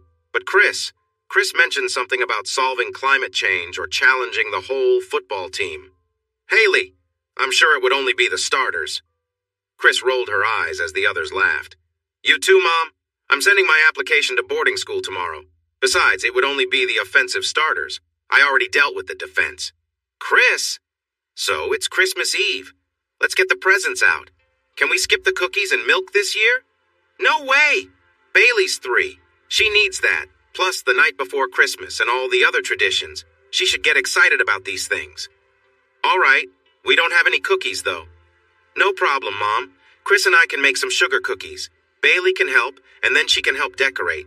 We need to include her in all of this. Chris, will you be in charge of the cookies? Of course. We want them to be tasty. Unlike the pancakes. Look, here comes Emily and Grandma. We'll help her with her things. I have a slight concussion. No broken bones, and everything else looks good. Any news about John? I called someone on the police force. John is in. The judge won't see him until the 26th, so he will be there for a while. How about I take the van? I can try to get to Emily's and pick up some things. I could make a list, but it might be better if you came with me, Em. Do you feel up to it? She nodded. It seems you all have things under control. I'm going to spend time with Grandpa. She hugged Jamie. I hope you can forgive me for my mistakes. I was really wrong. Of course, Mom. Can you both come by tomorrow for lunch or something? I'd like that. She hugged the girls. And thank you for making this happen. Can I bring some gifts tomorrow? You and gifts are always welcome, Grandma. See you tomorrow. Merry Christmas. Come on, Matt. Let's get to bed. Tomorrow we'll start early. You're staying for Christmas, right? I wouldn't miss it. I just need a shower first. Is that all right? Only if I can join you. But we have to be quiet because of... I get it. We have to stay dressed and leave the door unlocked. Well, yes, but we could keep the door locked a bit and take off our clothes for a while. I'll need someone to help warm me up after the shower. It's been a long day, but mostly I'm just so happy you're here. I really need to hold you. I think this is the best Christmas I've ever had. Thank you for letting me be part of it. I know it's crowded and the kids make it chaotic. Jamie turned and hugged her. Emily, your family. You'll always be family. Maybe we can make this a tradition. And honestly, your kids are great compared to Haley. Jamie, can we talk in the bedroom for a moment? Sure. What's on your mind? I'm not sure how to say this, but what is it, Emily? Just tell me. While I was looking for things for the divorce, I found a box. Inside were these... What are they? I'm not exactly sure, but I think they might be fake birth control pills. Here, look. Those are the ones I was taking when I got pregnant. I thought they were just a different brand. Me too. What? So that means that he switched our pills so we would get pregnant. What a low person. But Jamie, I also found these other pills. I had to check them online. And they're pills for ending a pregnancy. Oh no, she started to cry. You think he made me lose my baby? How could he? Emily only shrugged. This is unbelievable. I need to sit. She covered her face and sobbed. Emily hugged her tightly. I'm sorry, Jamie. Maybe I should have kept quiet. No, this might be the most meaningful Christmas gift. It means it wasn't my fault. I wasn't to blame. I was not a failure. I can finally forgive myself. Thank you. She squeezed Emily's hand. Thank you. Later. Mom, I think I did well with my birthday projects. Yes, Haley, you did great on your birthday. I'm going to take my two little ones to the bedroom to clean them up and get them ready for bed. Merry Christmas to all of you, and thanks again. So, girls, did you get what you wanted? Haley, I thought I saw a hint of disappointment. No, everything is wonderful, Mom. Thanks for everything. I was hoping to find a set of keys to a new car under the tree. Sorry, Haley, I told you. The budget. You'll need to use the van. Mom, I can't drive the van. It's too big. I've tried. I feel like I can't handle it. The steering isn't right, and the brakes are bad, and it makes strange noises. Jamie, I think she's right. I drove it yesterday, and it probably shouldn't be on the road. I don't know then. Maybe we can trade it in and find something else. Tell you what, Jamie. Give the van to me. I'll trade it in, and Haley and I can look for a safe used car. The van isn't worth much, but I can show her how to buy a car. Chris could come too, and I could help with the rest. But I don't want to if...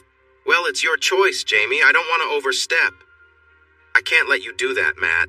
I mean, you know how I feel about you, and we've shared a lot, but you don't need to worry about my family's finances. I can't ask you to do that.